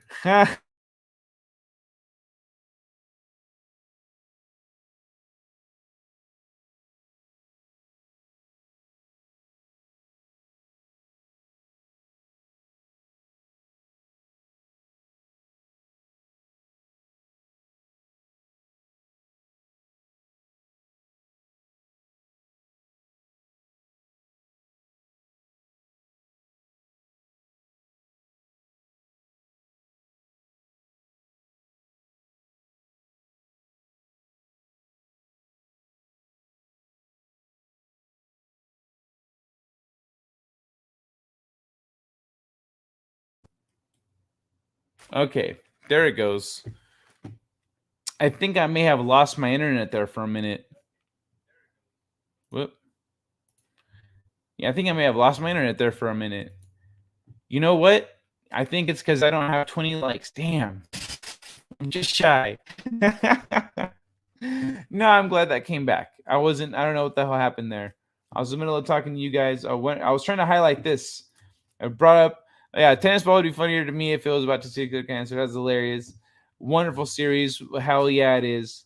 Full Metal is fantastic. One of the best. Be right back. Gotta walk the dog. All right. See you soon, Boosh. Yeah, I'm getting the little internet message, the little icon up here popping up. Boop, boop, boop, boop. Weak signal.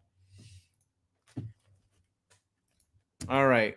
So where was I here with this Full Metal Alchemist? All right. So let's do a thing. Let's celebrate being back. Celebrate being back with the Kofi clip. And I'm going to grab a cookie. I'm going to smoke this bowl. Here we go. And boop. Who has Down syndrome has wanted to be a cop since he was a kid. You know why I pulled you over? Because I was speeding? No, 'cause you're black. A few minutes later.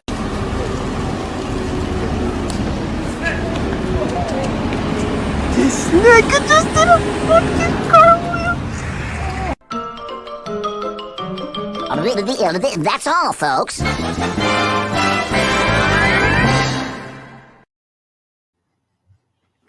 I miscalculated.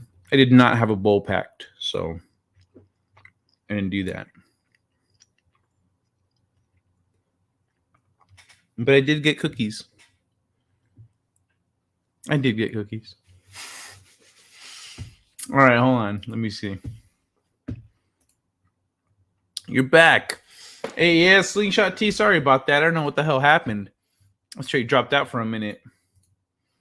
But I am back now. And I guess we're talking about luck. Review. John Lasseter's first movie since leaving Pixar is Cursed to the Core. What? John Lasseter? Okay. Let's see. Sam Greenfield is the unluckiest person on earth, and she has been since the day she was born. It's bad enough that Sam's biological parents left her at the Summerland home for girls shortly after she came into this world, and that she's about to age out of the program after going a full 18 years without finding a forever home. But a more banal sort of calamity seems to follow Sam on a day-to-day basis as well. This poor girl can't make a sandwich without dropping a slice of bread on the floor, jelly side down. Take a shower without knocking over a broom that locks her door in the bathroom, or shoot a lip sync video with her little sister, Hazel, without the set crashing down on top of her. Rotten luck essentially follows Sam with the same Rube Goldberg-inspired relentlessness that death stalks the teens of the Final Destination franchise. Just minus the sadistic creativity that makes these movies so much fun. So, alas, the true source of Sam's existence is owed to a darkness of a different sort. By no fault of her own, she has a profound misfortune of being the lead character in the first movie that John Lasseter has produced since the disgraced Pixar godhead accepted his new job at Skydance Animation, and every charmless minute of luck seems to betray the mutual desperation of that arrangement. No matter, damn, this is brutal. No matter how much Sam's fortunes may seem to improve by the end of the story, no matter how much sincerity she comes to the inevitable conclusion that having someone like Hazel in her life is the ultimate stroke of serendipity, our hapless heroine will still be trapped in a charmless, half-baked, and fully unengaging Monsters, Inc. knockoff for all eternity. The only silver lining for her is a lack of talking cars. So, as is the case with most bad movies, luck has nothing and everything to do with what went wrong here. As in the case of only extreme subsection of bad movies, a certain flawed Lindsay Lohan vehicle being chief among them. Luck plays an unusually literal role in explaining the failure of this hand-me-down. What, Lindsay Lohan was the voice?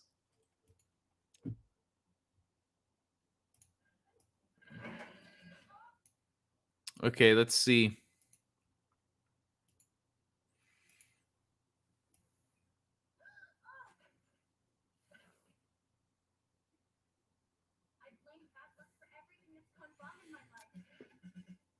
Huh.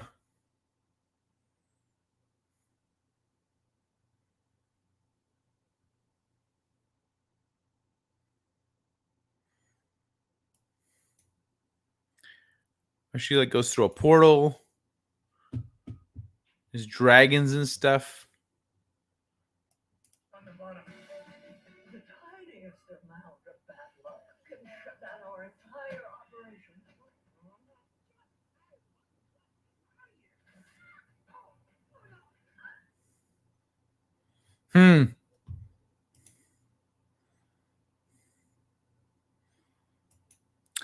It seems like it's gonna be a little slapsticky. It seems a little slapstick to me. The luck roller, whatever it's called, is unappealing bore from the moment that Sam arrives, and the movie has nowhere else to go from there except down. Hellish bad luck, magical roll luck, etc.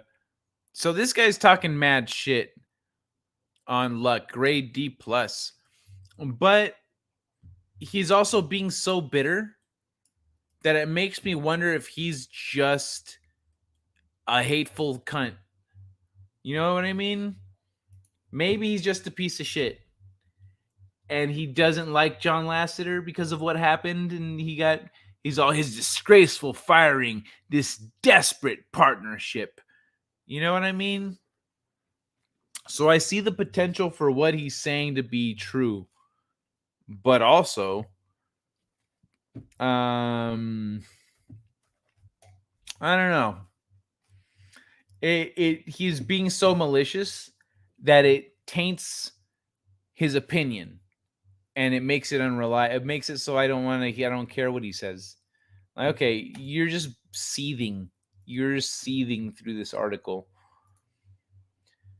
There's your twin, like, sweet, thank you, Eve. Thanks, Eve. You're the best. Unbelievable. Catherine is fishing for an invitation to come over. What is she thinking? Oh,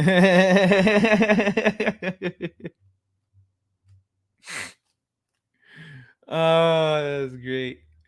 They hate this movie. Yeah, they really do. But like, did they give it a chance though? Is what I'm wondering.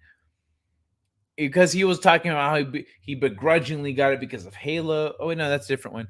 But yeah, anyway, still, this guy seems super bitter, super duper bitter, and yeah, he hates it.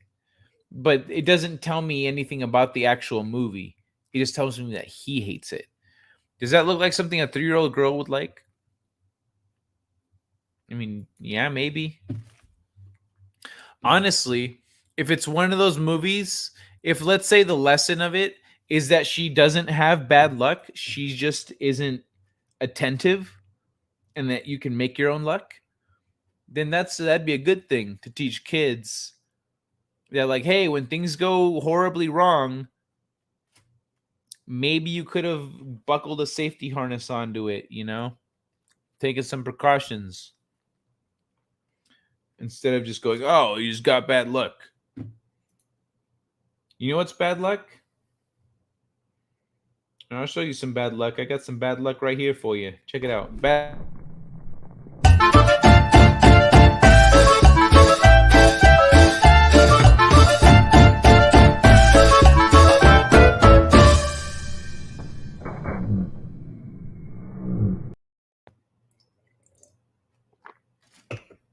Or get better at jumping.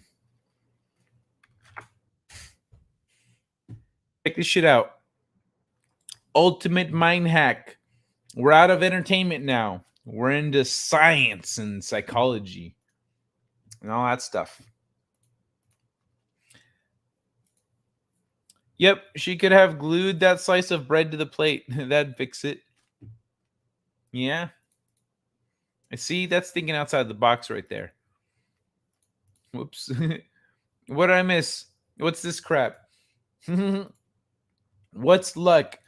It's a movie. It's the John Lasseter Skydance movie, and the person writing the article was being a super dick about the movie. So it made me go, is it bad, or is this person just a dick that wants to hate the movie? Because when someone wants to hate something, nothing about it will make them happy. They'll look at something fun that everyone loves and be like, ugh, shallow and pedantic. It's like they're not even trying.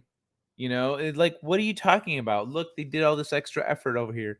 Oh, they're trying so hard. You know, those people that do mental gymnastics to justify their own feelings instead of just looking at reality, realizing they're being douchebags.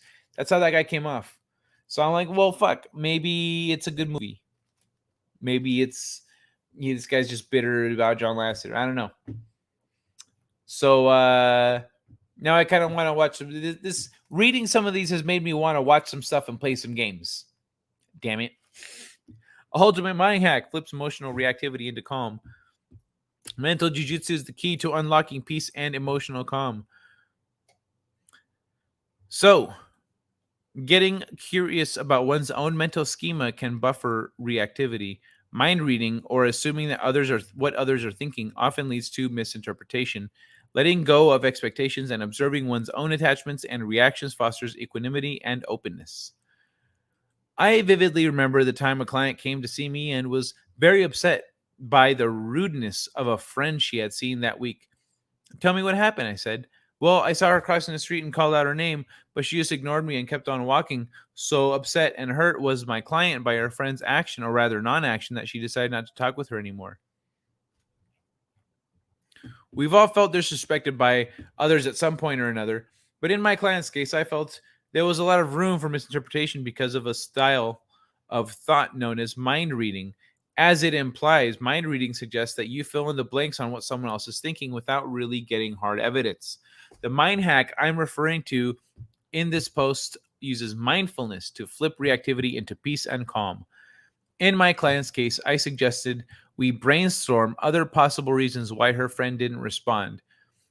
After a while, the client came up with a list of reasons, such as 1, the friend was focused on traffic to safely cross the street. The friend didn't hear her. 2, the friend didn't hear her name through all the noise of the street. 3, the friend was engrossed in her own world of thoughts and things she needed to do.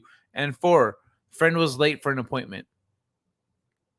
After our brainstorming, the client decided to call her friend and check in to see if she was okay. Later, my client reported back that her friend never heard her call. She was simply trying to navigate her way through several important errands that day.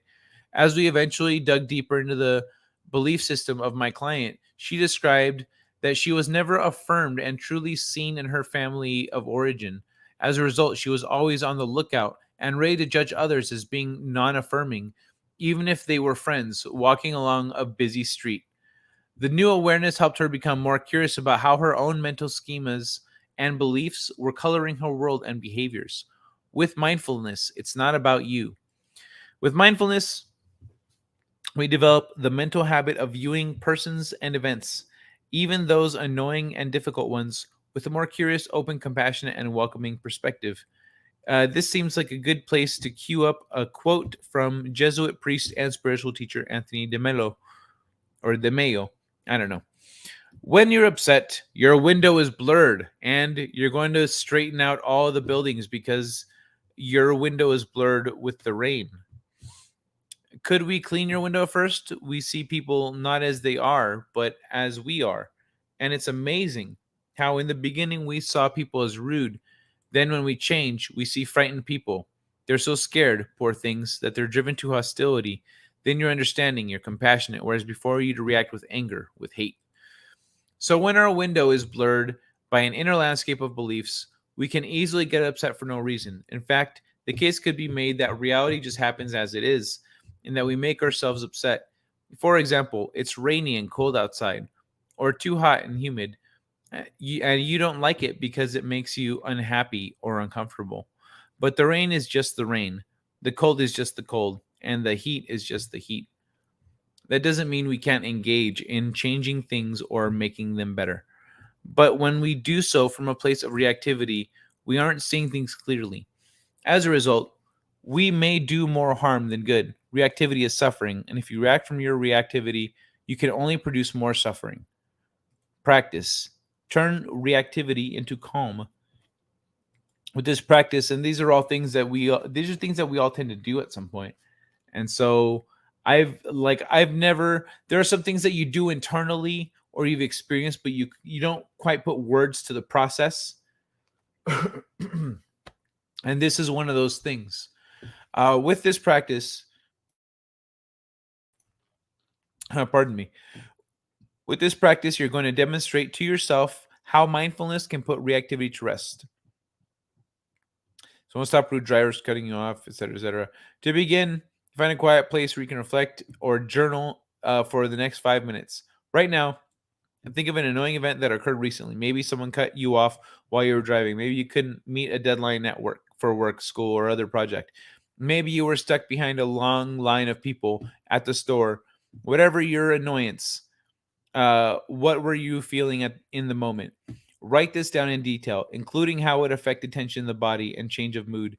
Now, let's imagine we could turn back the clock. Only this time, you'll re-experience this event as if you possessed a newfound superpower, the ability to be like Teflon to whatever comes your way. Actually, your superpower is the ability to be more open, curious, accepting, grateful. So, for example, if your annoyance was with another person, your superpower would open your tender heart. So you would be aware of how that person might have been late for an appointment or not feeling well. You could also use your superpower to shift your attention to be more curious towards something you could have gratitude for, even during the annoying event. In other words, your superpower helps you not take anything personally. So again, visualize or journal a do-over of the annoying event. Only this time, picture yourself using Teflon superpowers. What does it feel like? How different is this from your initial reactivity of the same event?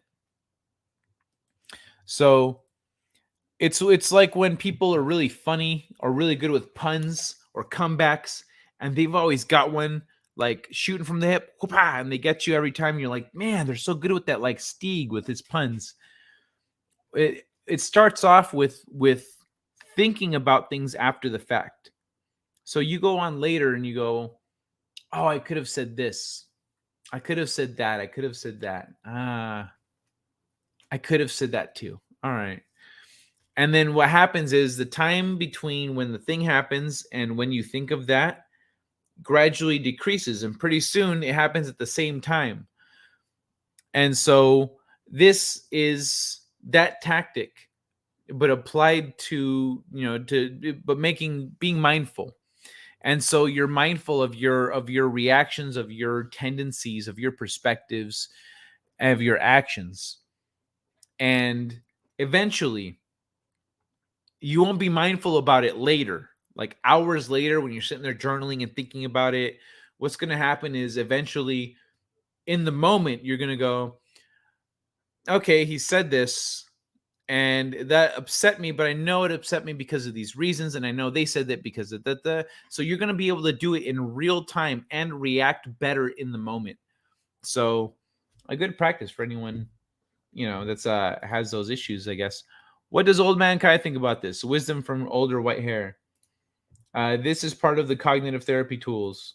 Damn, somebody just wrecked into a fence outside my house. Oh, dude, that sucks. What? I hope it's not your fence. What does old man Kai think about this article? About ultimate mind hack flips emotional reactivity into calm. Good morning. Good morning, emotionally unstable amphetamine. Oh, pardon me. There won't be any opening for my tender heart. Nope. Okay, what does old man Kai think about this? Let's ask him. Hey, old man Kai, what do you think about this? Well, I think people that fly off the handle in the moment have issues. They're either little bitches or, maybe they're having a bad day. If you're not having a bad day and you're just judging people for shit and flying off the handle and being like, making assumptions. There's something wrong with you. Let people live their lives. Who cares? You aren't the center of the universe. Maybe someone ignored you because they knew you were going to say something stupid. Maybe cost them their job. But they like you. They don't want to tell you that. They want to say, look, you're dumb as shit. You say dumb things. You would have got me fired, you retard. And because they like you, you're a nice guy. You saying stupid things all the time, but you're a nice guy, you know? You helped me push my truck when I ran out of gas. You just pulled over. You know, you're a good guy. But you say dumb shit, so I'm going to ignore you when I'm with my coworkers. There's nothing wrong with that. But then again, if they told you say dumb things, maybe you'd stop saying dumb things. So ultimately, everyone just needs to communicate better. Don't assume. Assuming makes an ass out of you and me. That one goes way back. But yeah, that's what I think. I think people need to calm down. Just take a moment and go, well, maybe this guy's just having a bad day. I'm not going to add to that. I'm going to be a nice human. That's what old Kai thinks about it. Old man Kai. I love that old dude. Does anyone else do this? Does anyone else listen to like these lo-fi like videos here on YouTube? Listening to uninterrupted noise help millions to focus. Who among us isn't depressingly familiar with the constant tug of war between putting off tasks that require focus and like a moth to the flame being drawn to distraction? Sometimes we blame ourselves, cursing our tendency to procrastinate, but we should give ourselves a break. We're living in an unprecedented age where billions of dollars have been made by machines designed to tempt us away from doing what we plan to do. Okay. These thoughts are hardly new, but something happened recently which, ironically, has captured no small amount of attention and provided me with a glimmer of hope that the internet has rewired our minds. Could also be used to untangle them. That the internet that has rewired our minds could also be used to untangle them. Last month, YouTube suddenly suspended Lo-Fi Girl, a music live. Oh, what? A music live stream that had been broadcasting uninterrupted for some 20,843 hours, more than 2 years, gathering 660 million views in the process. Hell yeah, I fucking watched Lo-Fi. What? Are you kidding me? Shit. All right. So the takedown was due to a false copyright claim and was later reversed, but such is Lo-Fi Girl's popularity as fans were briefly bereft. Why? Lo-Fi Girl is a nonstop playlist of lo-fi beats set to a video animation of a student working at her desk. Low fidelity beats are soft hip hop rhythms with no vocals, optimized to engender calm and focus. The images of the student, made by Colombian artist Juan Pablo Macado, are also vital to the channel's purpose.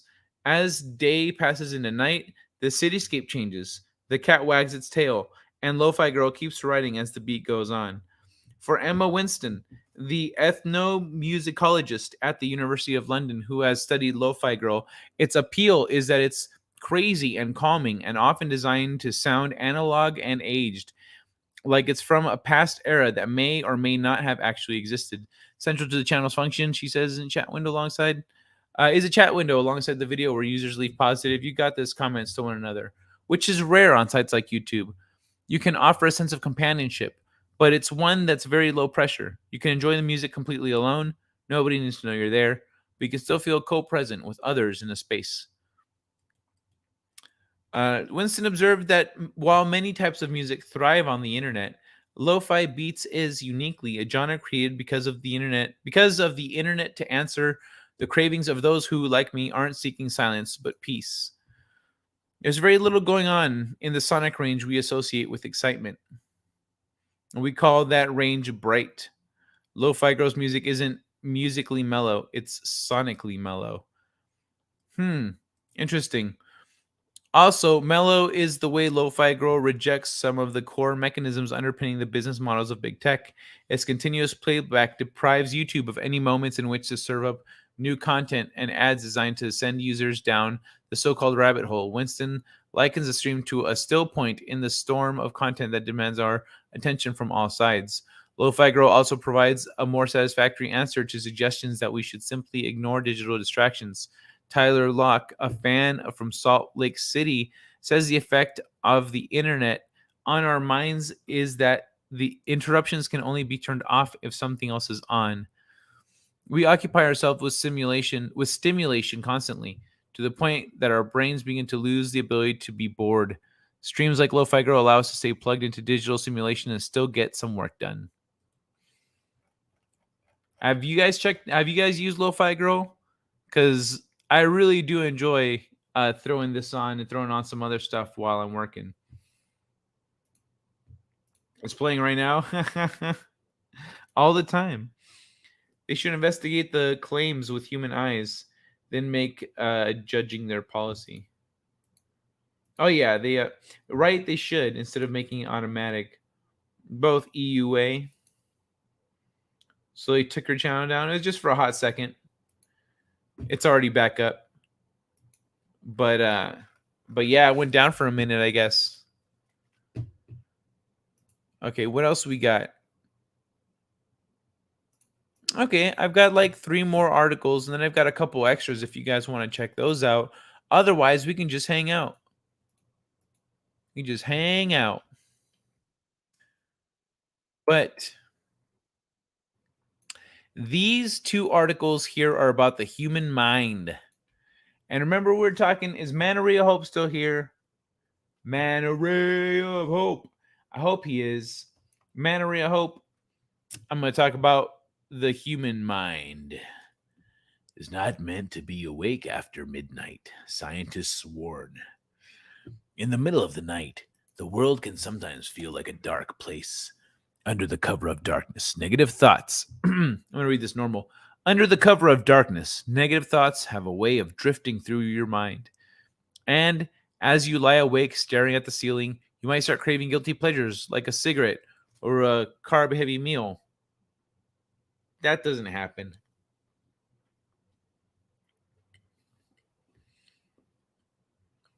Already fishy.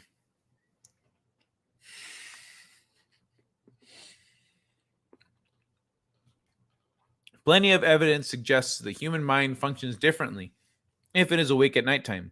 Past midnight, negative emotions tend to draw our attention more than positive ones. Dangerous ideas grow in appeal and inhibition falls away, or inhibitions fall away. Some researchers think the human circadian rhythm is heavily involved in these critical changes in function, as they outline in a new paper summarizing the evidence of how brain systems function differently after dark. Their hypothesis, called Mind After Midnight, suggests the human body and the human mind follow a natural 24-hour cycle of activity that influences our emotions and behavior. In short, at certain hours, our species is inclined to feel and act in certain ways. In the daytime, for instance, molecular levels and brain activity are turned to wakefulness, but at night, our usual behavior is to sleep. From an evolutionary standpoint, this, of course, makes sense. Humans are much more effective at hunting and gathering in the daylight, and while nighttime is great for rest, humans were once at greater risk of becoming hunted. According to the researchers, to cope with this increased risk, our attention to negative stimuli is usually heightened at night, where it might once have helped us jump at invisible threats. This hyperfocus on the negative can then feed into an altered reward motivation system, making a person particularly prone to risky behaviors. Add sleep loss to the equation, and this state of consciousness only becomes more problematic. There are millions of people who are awake in the middle of the night, and there's fairly good evidence that their brain is not functioning as well as it does during the day. My plea is for more research to look at that because their health and safety, as well as that of others, is affected. The authors of the new hypothesis use two examples to illustrate their point. The first example is of a heroin user who successfully manages their cravings in the day but succumbs to their desires at night. The second is of a college student struggling with insomnia who begins to feel a sense of hopelessness, loneliness, and despair as the sleepless nights rack up. Both scenarios can ultimately prove fatal. Suicide and self-harm are very common at nighttime. In fact, some research reports a threefold higher risk of suicide between midnight and 6 a.m. compared to any other time of the day. Oh wow, that's significant. That is huge. That's that little 6-hour window. Damn. A study in 2020 concluded that nocturnal wakefulness is a suicide risk factor, possibly through misalignment of circadian rhythms. Suicide previously inconceivable. Emergence. I don't think I'm supposed to say that word on YouTube. Then again, I'm not monetized, so it doesn't matter, right? Unless it gets me, whatever. Suicide, previously inconceivable, emerges as an escape from loneliness and pain. But before the costs of it are considered, the student has acquired the means and is prepared to act at a time when no one is awake to stop them. The authors of Mind After Midnight hypothesis explain. Illicit or dangerous substances are also taken more by people at night. 2020 research at a supervised drug consumption center in Brazil revealed a 4.7-fold greater risk of opioid overdose at night. Some of these behaviors could be explained by sleep debt or the cover that darkness offers, but there are probably nighttime neurological changes at play too. Researchers like these guys and their colleagues need to investigate these factors further to make sure we are protecting those most at risk from nighttime wakefulness. To date, the authors say no studies have examined how sleep deprivation and circadian timing impact a person's reward processing. As such, we don't really know how shift workers such as pilots or doctors are coping with the unusual sleep routine. For 6 hours or so a day, we know surprisingly little about how the human brain works. Whether asleep or awake, the mind after midnight is a mystery. Well, I'm awake after midnight all the time, and I'm fine. Right? Totally normal.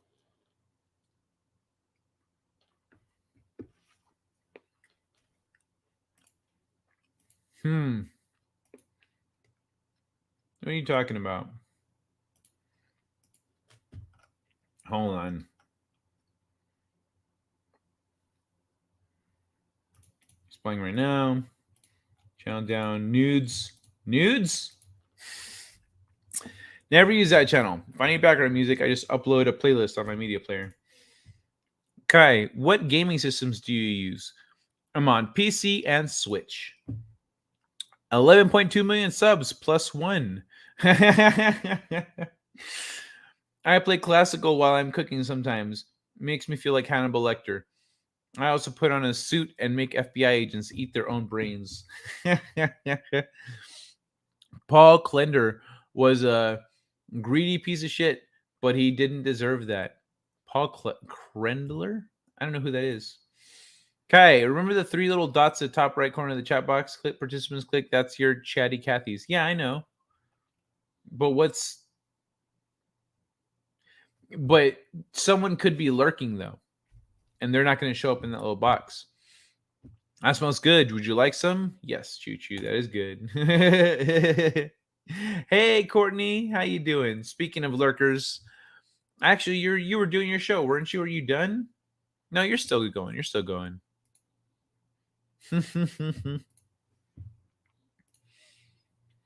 I think it's somewhat true, but only because I feel like the nature of things are different when there's no light.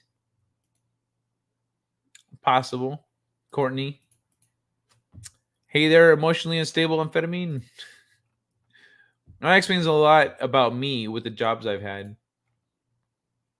Good thing you get to think clearly. They also have established people are owls or larks. I'm much happier on a regular sleep schedule. Well, Courtney's doing a stream right now, so she's probably not going to be paying too much attention to the chat. Guy needs to look in a mirror. He thinks he is normal. Of course I'm normal. Look at me. I'm a functional member of society. Lecter would make the FBI agents think that doing that was a good idea. Classy guy. Normal is overrated. It is. It is. It's from, but you know what? What's funny about normal people is if you say you're normal, they go, I know, right? They don't even think about it. But us radical types, we look at each other and we, yeah, normal like us. And we go, fuck you. No.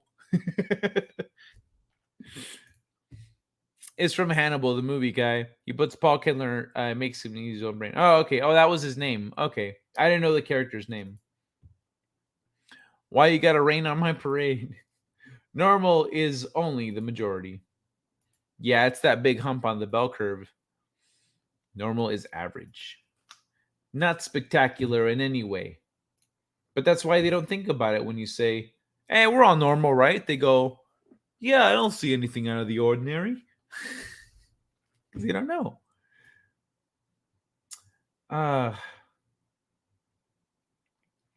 I want to play this one real quick. Hey, somebody come get her. She dancing like a stripper. Hey, somebody come get her. She I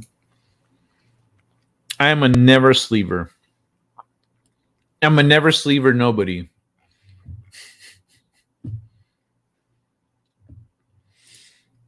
All right, let me see the next one.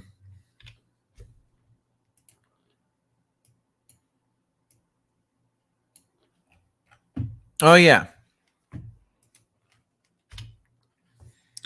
One sign it's time to move on from a job or a relationship. Ask yourself whether your leader, friend, or partner knows these things.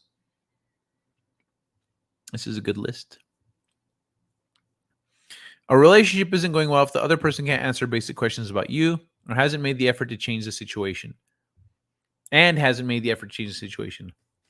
When the other person doesn't really know you, he or she will inevitably rely on stereotypes, hearsay, and superficial characteristics.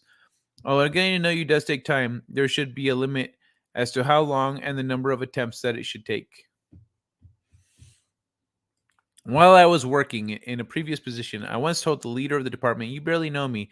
To that, he readily agreed, but didn't add anything like, "I should try to get to know you better," or "Let's finally try to have lunch together." So it shouldn't be surprising that long before that brief exchange, I had already decided to leave that position, unbeknownst to him, since he, barely knew me. After all, who in any relationship, professional or personal, says, "I really would like to be with someone who barely knows me"? Yes, one clear sign that a relationship is not going well is that the other person can't answer basic questions about you and has not made the effort to change the situation. The song from the musical The King and I goes, "Getting to know you, getting to know all about you rather than trying to ignore you. I don't care at all about you." Naturally, gaining such real knowledge takes time, and getting to know you doesn't mean simply knowing your name or anything that may be on your resume, your LinkedIn profile, your dating profile, or some other publicly available website. Instead, it entails investing the time to truly understand your personality, your motivations, and your concerns and fears. In fact, since you are undoubtedly changing at least to some degree with time, knowing you should be a continuous process like the operating system on your smartphone. Others need to download updates on you and your thoughts at least periodically. Yeah. Like operating systems on your smartphone, others need to download updates on you and your thoughts at least periodically. Although getting to know you does take time, there should be a limit as to how long it should take. Once enough time has passed, in the words of Simply Red, if you don't know me by now, then it's likely time to move on from the job if you can, or relationship. Because so much in any relationship depends on knowing each other. A leader really can't lead without knowing whom he or she is leading. Imagine a coach sending players out onto the field and saying, "Go do whatever it is that you are good at doing. And that stuff that you are not good at, don't do it, whatever it may be." Similarly, a teammate on a professional sports team probably wouldn't say, I will throw you the ball now. I have no clue what you're going to do with it or whether you even know how to play the sport. But you are wearing the same jersey as me and YOLO. Can't work through inevitable twists, turns, etc. So when the other person doesn't invest time to really get to know you, he or she, this article's funnier than I thought it was going to be.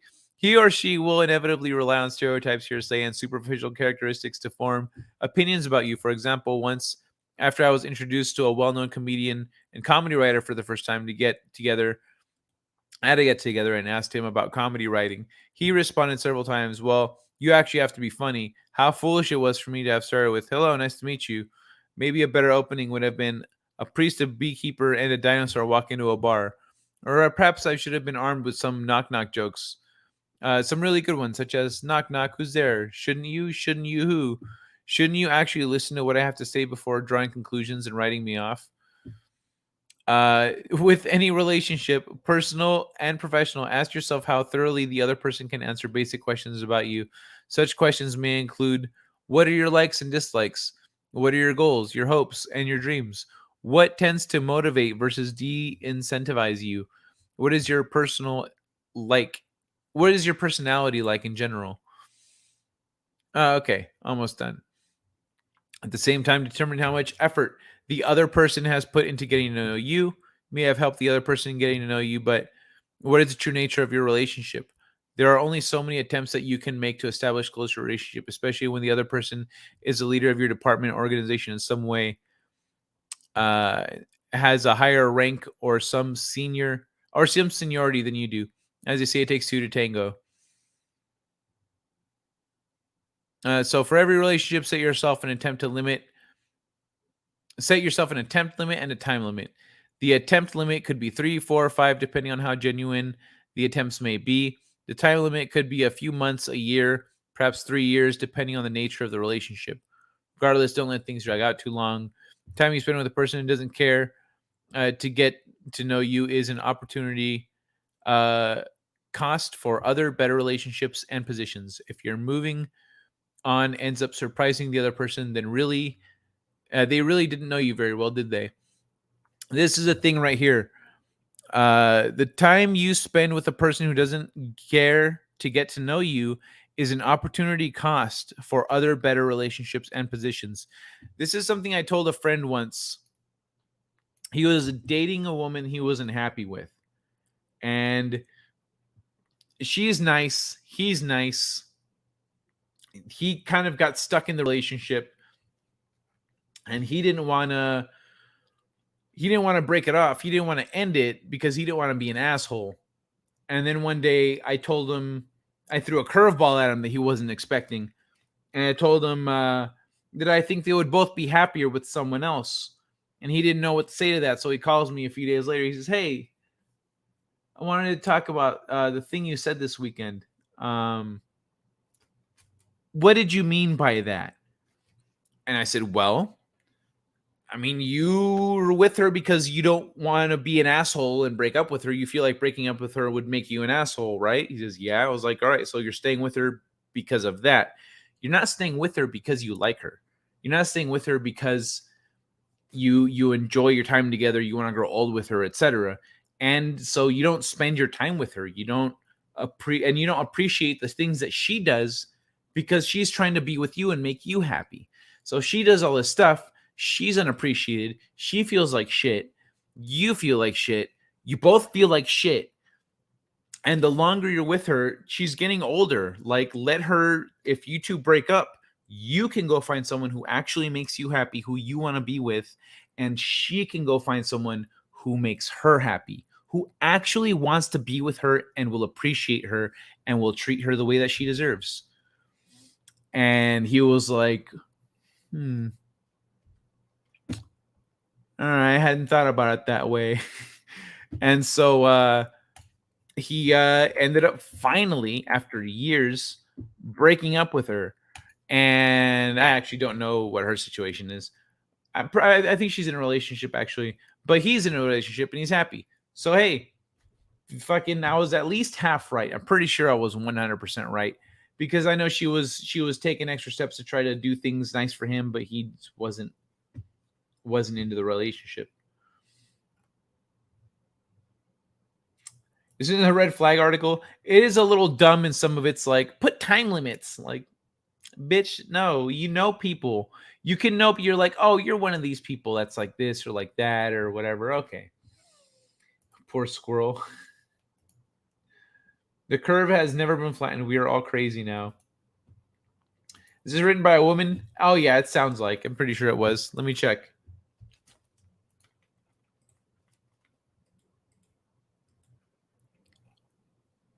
Reviewed by...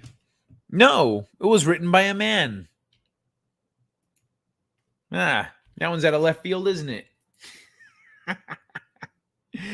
You tell the chick I call every dude, keeps things simple. What? This is dumb. It's like saying they don't pay attention or anything else. Worship me.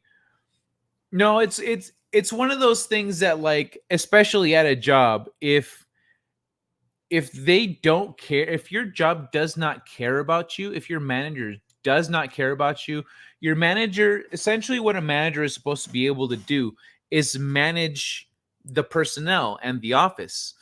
And you can't manage your personnel if you don't know what they've got going on in their lives. If you're like, wait, what's going on? What do you need this permission for? Like, dude, my cousin has cancer. I'm getting surgery. This other thing is happening. Do you just walk into work and just in a fucking cloud? What the hell? Like, it's your personal life. I don't dig in your personal life. Well, you know what? You're a fucking manager. You should know a little bit about your employees' personal lives, because then you know what to expect and you know how to manage their time and how to accommodate them. And so if you have managers and work that is not doing that doesn't care about you, you don't want to be there. You really don't. You don't want to just be a cog in the machine. But at jobs where you're appreciated, even where your manager is just like a homie, then you want to work there. Even when you're like, I have to leave, but I don't want to leave you guys. Cookies. They're wearing the same jerseys, have a coach, and coach put them both in, not knowing if they can play. That was an example.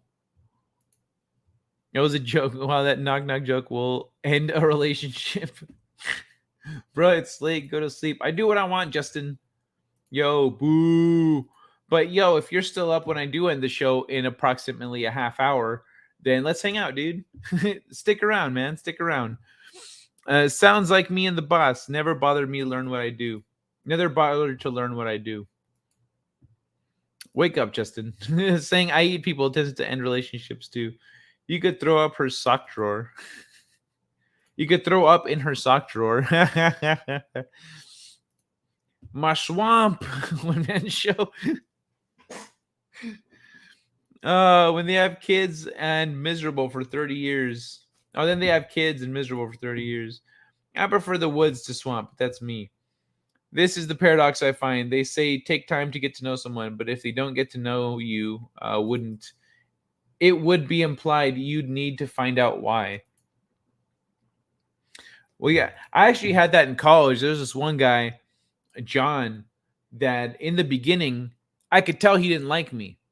And he would just go, he just avoided me.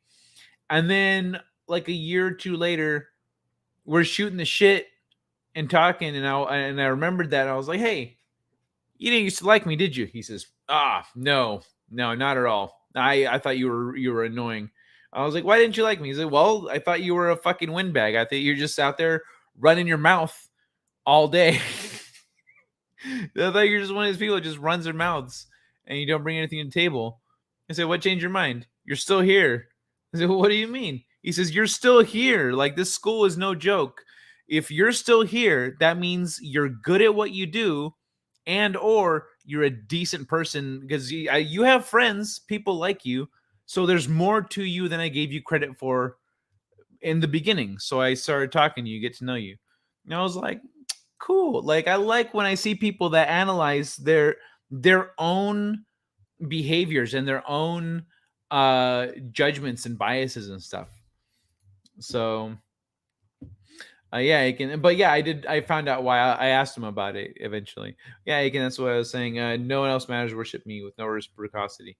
Always try more types. Well, the article does get into making an effort to get to know people better, and so it's telling you how you can go about doing it. But it's saying that if people are not even trying, then you shouldn't bother being in that relationship because it's a one-sided relationship. I've been in those relationships where it's like, I just realized that I'm always the one that calls you.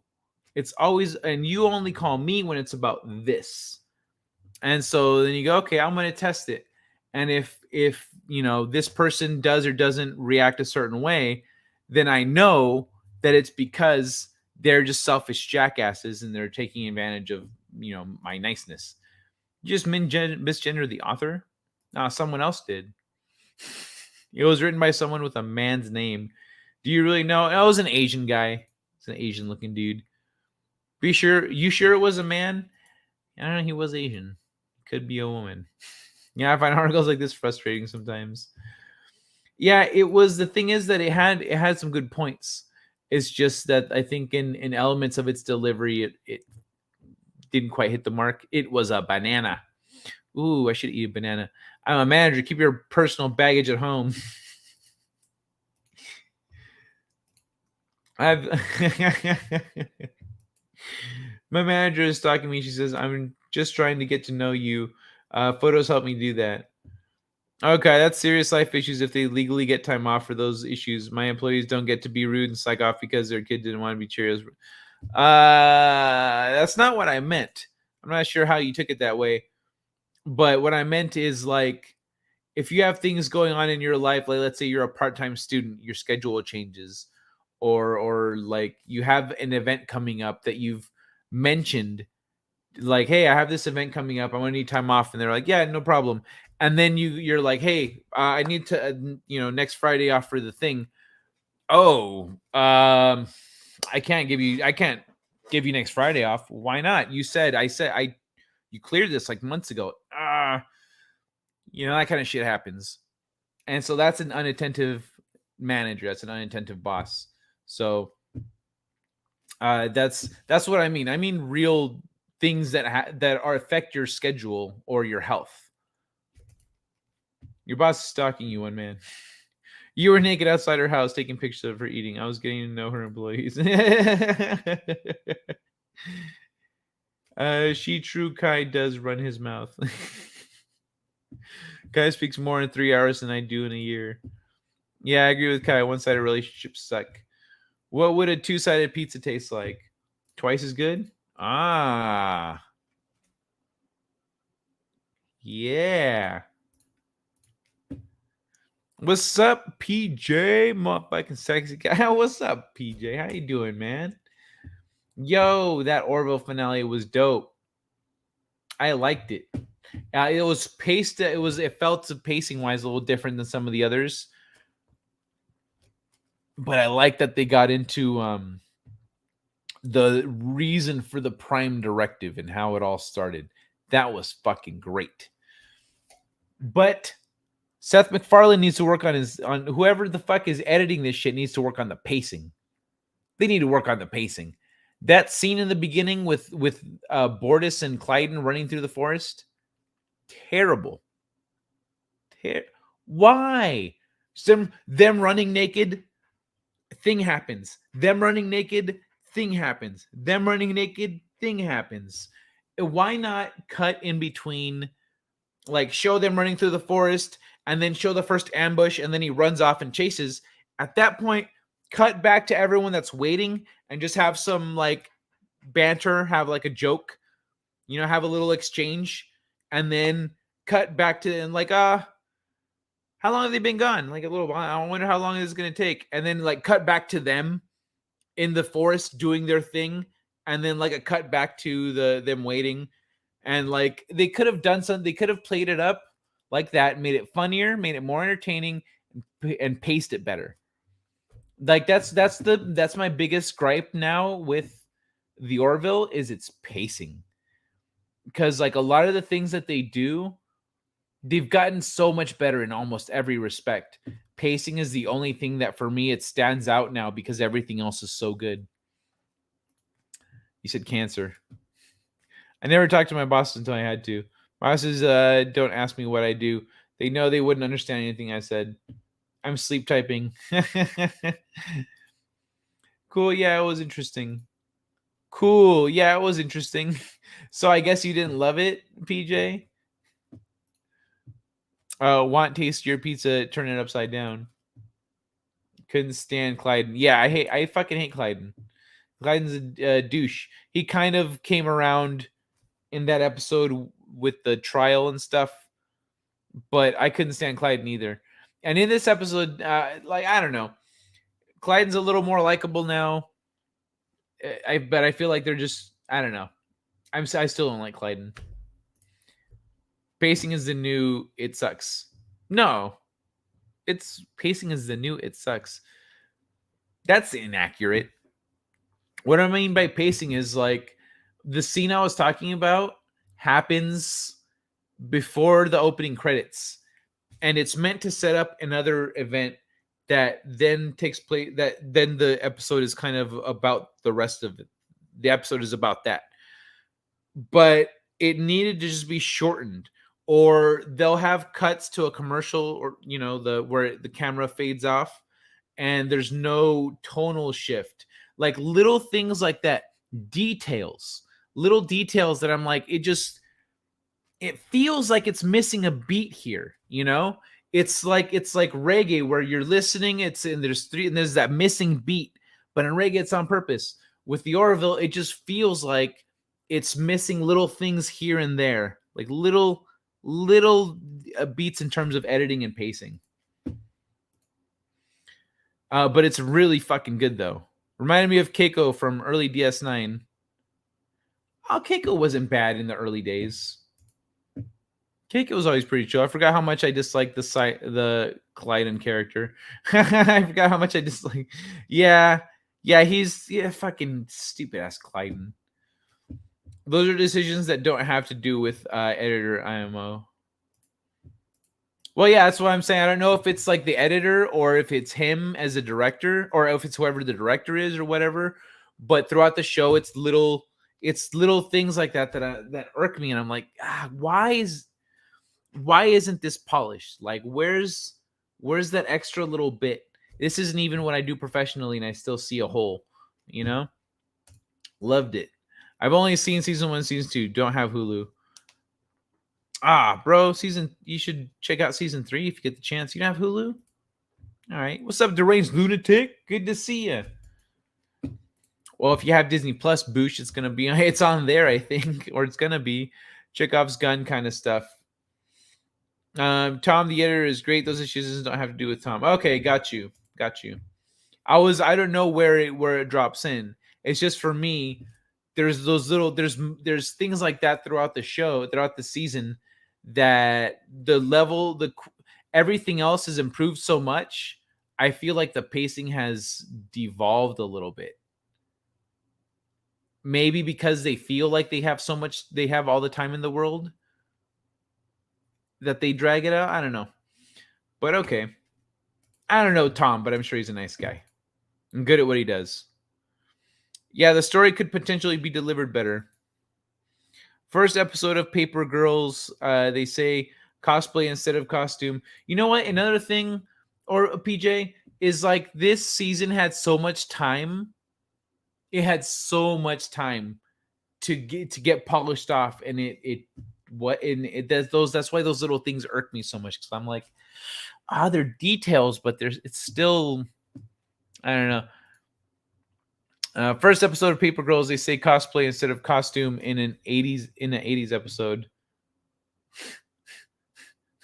Fucking dumb. Keiko was awful to Miles and constantly snapped at others. She always looked down her nose at people and attacked Bajorans for their religion. Keiko sucked. She didn't attack Bajorans for their religion? What are you talking about? Fucking bro. She was doing school. She was trying to teach kids in the school, and fucking bitch ass Vedic Wynn shows up and she's like, you need to teach about. She's tried telling her what she needs to teach. She's over there. You're saying Vedic Wind being a Karen.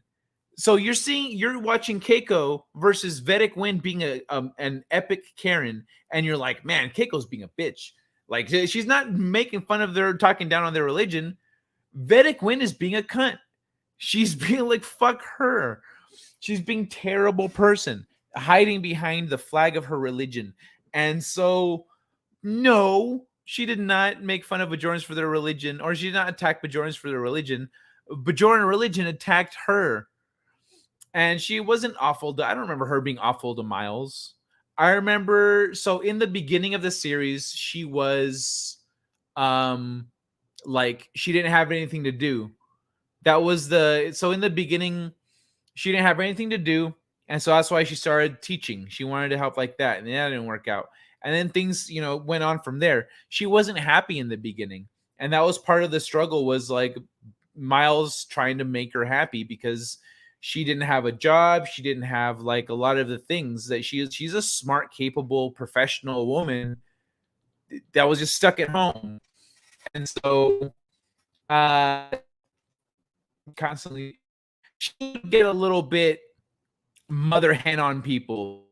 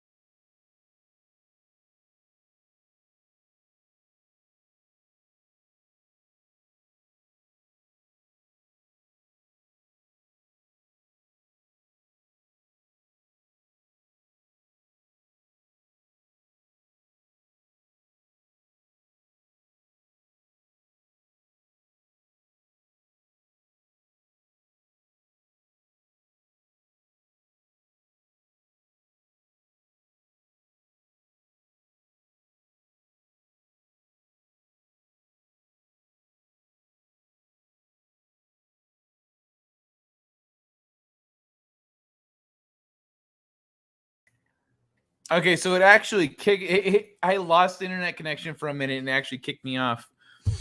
Okay, so I was addressing this. She would get a little bit mother hen and shit. If that's what you mean by snapping at people. But she didn't look down her nose at people, and she didn't attack Bajoran religion. Bajoran religion attacked her. But yeah, she was a capable, professional, intelligent person stuck at home. Like, I think she had a very reasonable, realistic arc, and I don't think her behavior was like annoying or bitchy or extreme in to any capacity. I think she was a well-written character, honestly. Like, bro, really? I can't believe you're looking at Vedic Win coming in there being a bitch, and you're like, man, that Keiko, bro. What's wrong with her? No, I didn't see Prey. I ain't watching that. PJ, what's wrong with you, man? I ain't watching that.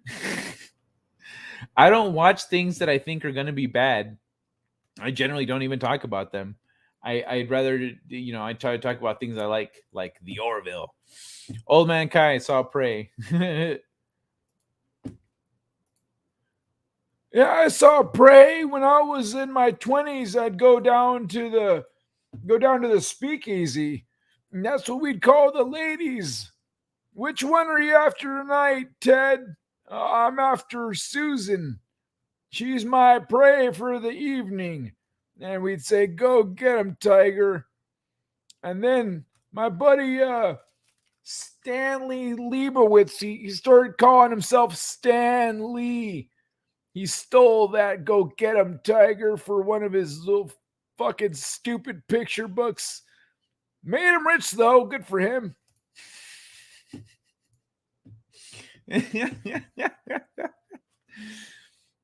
Is this season finished? I'm waiting to binge. Oh, of The Orville? Yes. It finished this week. Orville Nation, that looked silly. The other movies in the franchise are bad. No hope for Prey being good. She totally did, dude. No, she didn't. I've watched the show like 1,000 times. She did not look down her nose at people. A good writer like you, Kai, will always see possible improvements. Oh, well, thanks, PJ. I thought it wasn't bad for being on Hulu. Yeah, Vedic Win wasn't wrong. Teaching the religion is part of their way of life, and Keiko went Karen. No, Vedic Win was being Karen. Keiko was teaching to a bunch of species, and she wanted to teach the religion. She didn't want to teach. They could learn their religion elsewhere. Like if you're going, it's like going to a charter school versus going to a public school. Going to a private school, you know, private, public, charter, they're all different. And so essentially she's walking into a public school saying, hey, I want you to teach this like run this place like it's a private school. And Keiko was like, no, bitch.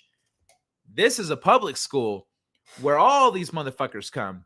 All right. I can't be teaching your religion, your religious text.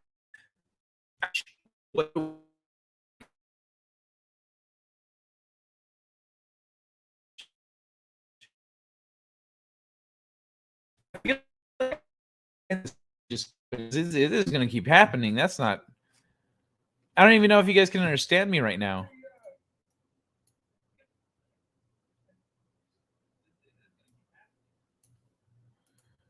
Yeah, I can. Every time I'll hop over to the video and I'll play it, and I'm cutting in and out really bad.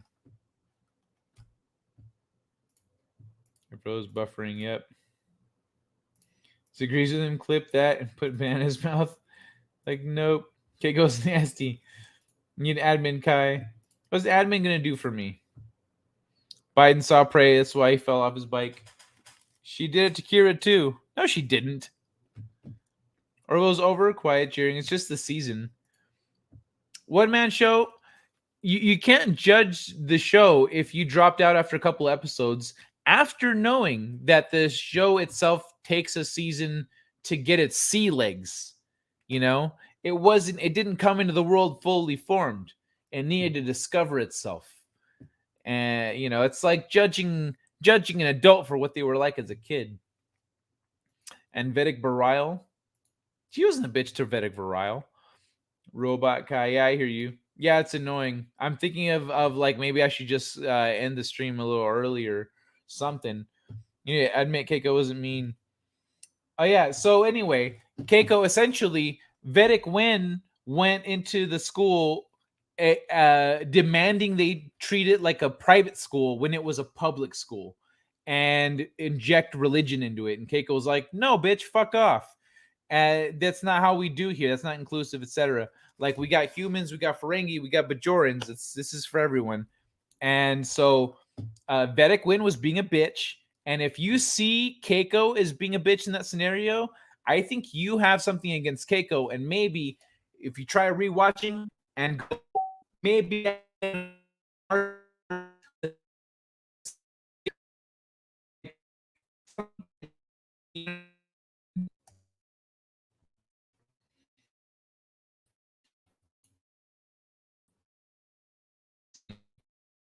close.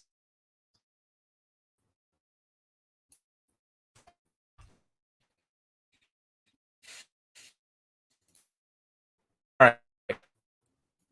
I haven't kicked back on yet.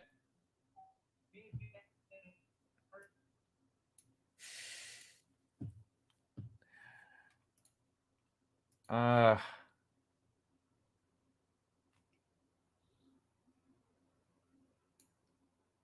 do I reach these kids? I don't know if that worked.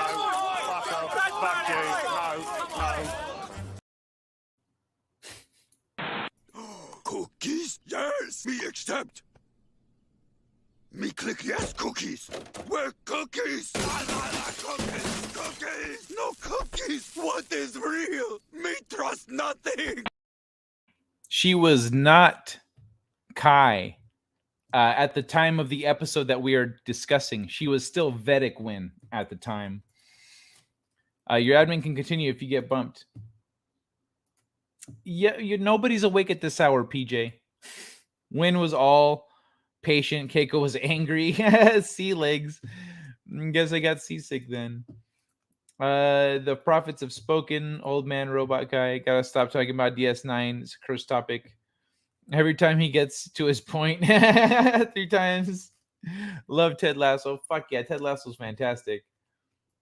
I'm so glad that more people are watching it now. So I've been talking about that shit. I hope it would be cool if they got more seasons. They only have it planned up to 3. It would be cool if they got more seasons.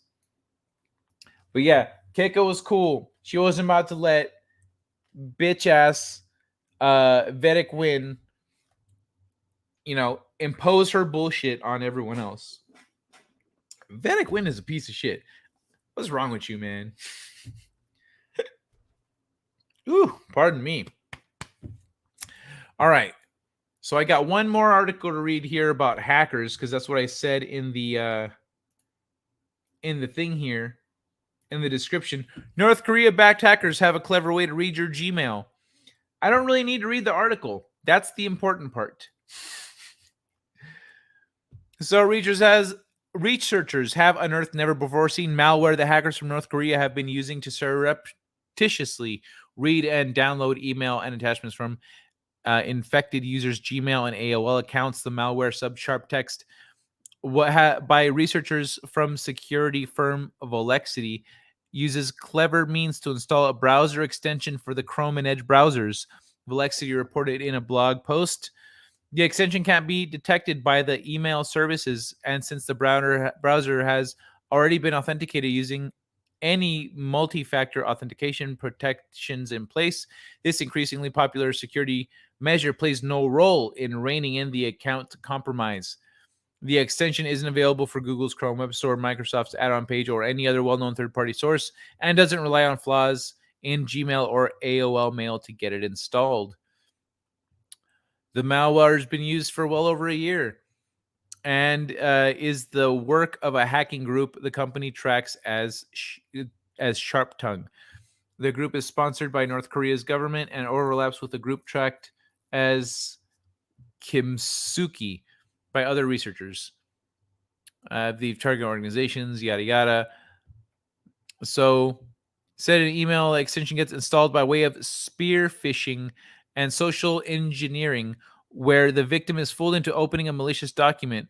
Previously, we have seen DPRK threat actors launch spear phishing attacks where the entire objective was to get the victim to install a browser extension, versus it being a post-exploitation mechanism for persistence and data theft. In its current incarnation, the malware works only on Windows, but Adair said there's no reason it wouldn't be brought in to infect browsers running on Mac OS X and Linux too. So, installing a browser extension during a phishing operation without the end user noticing isn't easy. SharpText developers have clearly paid attention to research like what's published here, and here. Shows how security mechanism in the Chromium browser engine prevents malware from making changes to sensitive user settings. Each time a change is made, the browser takes a cryptographic hash of some of the code. At startup, the browser verifies the hashes. If any of them don't match, the browser requests settings be restored.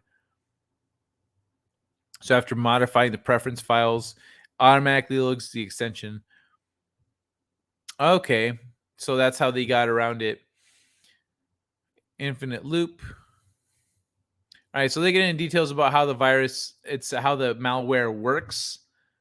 But essentially, malware installed on your browser circumvents two-factor authentication and is able to leech information off of your email.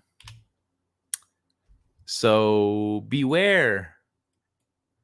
Be aware. Yeah, and I have a couple other ones here that I'm not going to get to today. It looks like, yeah, let's not do that. Oh my God. We need more Ted Lasso. Hell yeah. She became cool later. Well, I'm saying like she was working through, even in the beginning when she wasn't happy and shit, she was still like a decent person and a well-written character. She wasn't like, despite her situation, she wasn't like sitting there bitching. Let's say the example with Miles, When Miles is like trying to find her something to do, he's like, maybe I can get her a hobby. And they're like, that's not going to make her happy. And he's like, maybe we could clear out one of the storage bays and make an arboretum for her. They're like, no, that's not enough. And so that episode, you know what I'm talking about. In that episode, she's not nagging him. That was after the school got shut down. She's not nagging him. She's not bitching at him. She's not trying to make him feel guilty for shit. She's just unhappy. And she's not trying to make it now Miles' problem. Miles, being a good husband, takes it upon himself to try to help her out because she's not making it his problem. He's making it his problem. We need more Lasso. Damn right. Ted Lasso is on Apple. Yeah, damn right it is. Apple TV's so far it's pretty good. I haven't seen any bullshit on there. I'm on Brave. Yeah, Brave kicks ass. I only have HBO Max and my mom's Netflix. Oh, and apparently Brave kicks ass and is not vulnerable to the thing, but it is. They are both on Chromium, so I'm sure it wouldn't be a big leap, but Brave is better about security. I may buy it for a month and cancel so I can binge watch what I want to see. If you're talking about Apple, Boosh, first of all, it's only $6 a month. Second of all, watch Mythic Quest and watch Ted Lasso. And then there's like a newsroom one that was pretty good. It's fucking funny. Steve Carell. Steve Carell says in that show, he says, "This is all Epstein's fault," because he's getting shit on. But yeah, they have some good shows on there. So see what's what on Apple Plus, and you know what? If they're making enough good shit for you to be like, you know what? I want these motherfuckers to make more good shit like this, then maybe keep your subscription if that's your style. I'd say I'd rather people pay for an Apple subscription than a Netflix subscription. You know what I mean? Because they're making better stuff. TikTok is already spying. Yeah, but that's Chinese, not Korean. My aunt does that all the time. That's the episode where she starts yelling at dinner and others start trying to help. Yelling at dinner.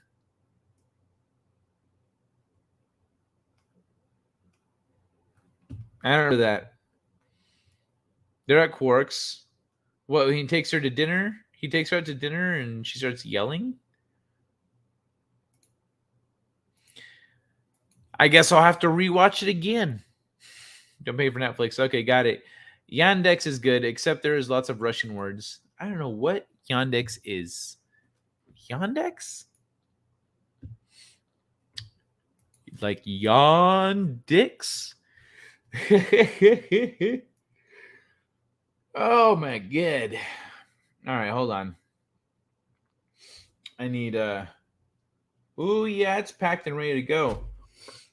This one's only 15 seconds, but let's see if no. You know what? I'm gonna play this one for fun before I hit this bull. What the fuck? Are you fucking serious? What? You fucking cockfucker! What the fuck you think you're doing? Sneezing. Fucking filthy, dirty, fucking cockfucker!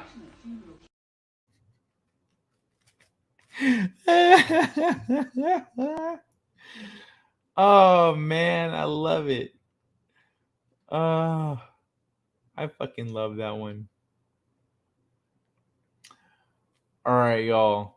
All right. While I rip this one, I'm gonna drop. Where is it? Where is it? There it is. I found the clip I'm looking for. Finally. Dinner, get on the plate. Arrange yourself in an attractive manner. Do it now. That's a made-up word. All words are made up. True, words do not occur in nature. I love a parrot like that. Oh, a parrot that just curses like that guy? Oh, you know what I wanted to test? I did want to test something Jenny sent me.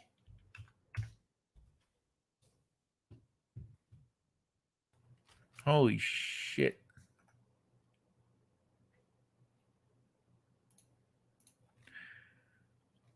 Sorry, very shiny distraction just distracted me. All right, where's this thing? What the fuck?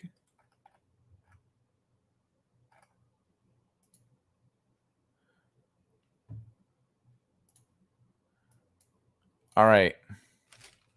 Let's see if this works. Let me know what you guys think here. Chicken played the piano. Stop. Yeah, I did. No, it did. Yeah? It plays the piano. It played the piano. I've never seen a chicken play anything. How can Joku give us anything more? Well, we have a little surprise in store, so you're just gonna actually have to wait and see. I need to see this. All right, go ahead. Let's do it. I bet you I'm going to claim for that beginning part there. I'm excited. Come on, girls. Let's show them how we rock. Woo! All right, guys, come on! Get it out running! I'm Joe the Birdman. Hi, Joe the Birdman.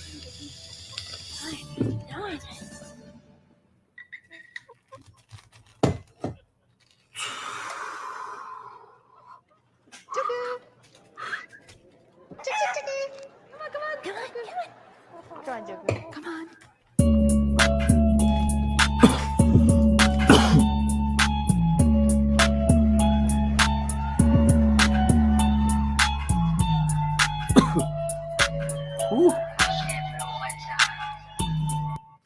All right, so I might just end up cutting that segment out right there because I'm pretty sure I'm going to claim. I'm like, man, this don't let up. This part is pretty cool.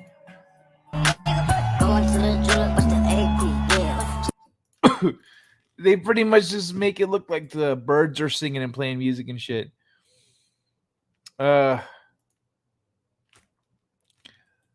yeah, I had a feeling I probably can't share that when I was right. I'm pretty sure I'm right. I'll find out tomorrow. Belly dancer covered in glitter. Well, she ain't covered in glitter, but she sparkles all the same. I'd love a parrot like that. Shiny distraction. Yandex Russian browser and search engine. Oh, okay. Wait, you use a Russian browser and search engine? That sounds like a terrible idea. They make a cute couple. The girls, I mean. Chicken has stage fright. I need some donuts. Is it early for you? Oh my god. What is this?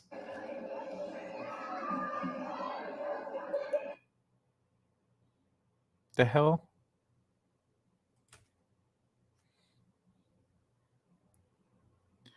All right. Well, I guess I got my answer to that then. Put that away. Put this away. Oh, shit. Damn, that last hit. That's my shit. All right, y'all. I think it's time to wrap it up. Time to call it a night. It's been a fun Friday. We learned some stuff. We had fun with BDSM. Do you guys want we should do that every once in a while, like wrong answers only for abbreviations like that. But I'm gonna get out of here. I'll play this one more thing, and then I'm gonna check the chat and dip out.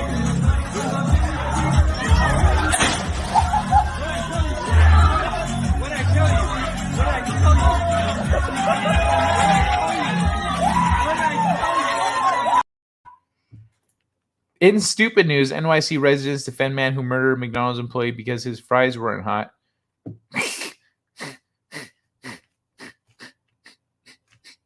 Are you serious? Damn.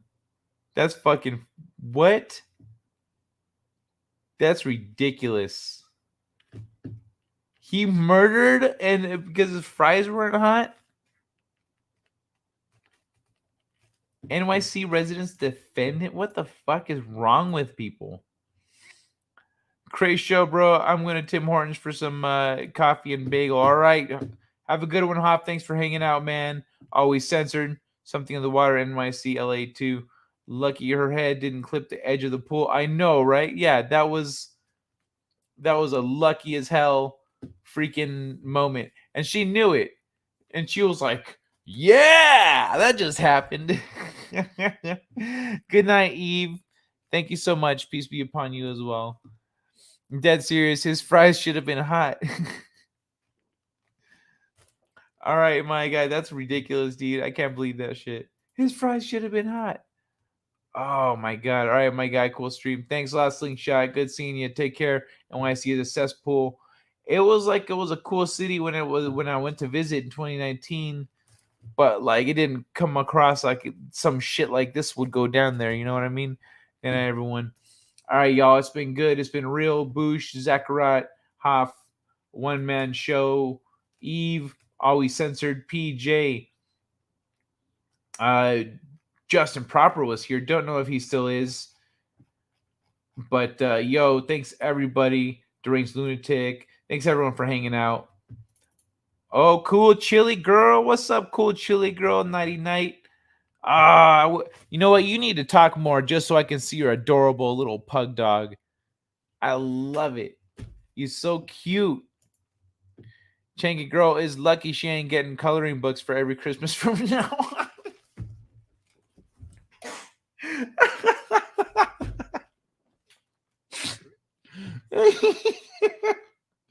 Yeah, she is.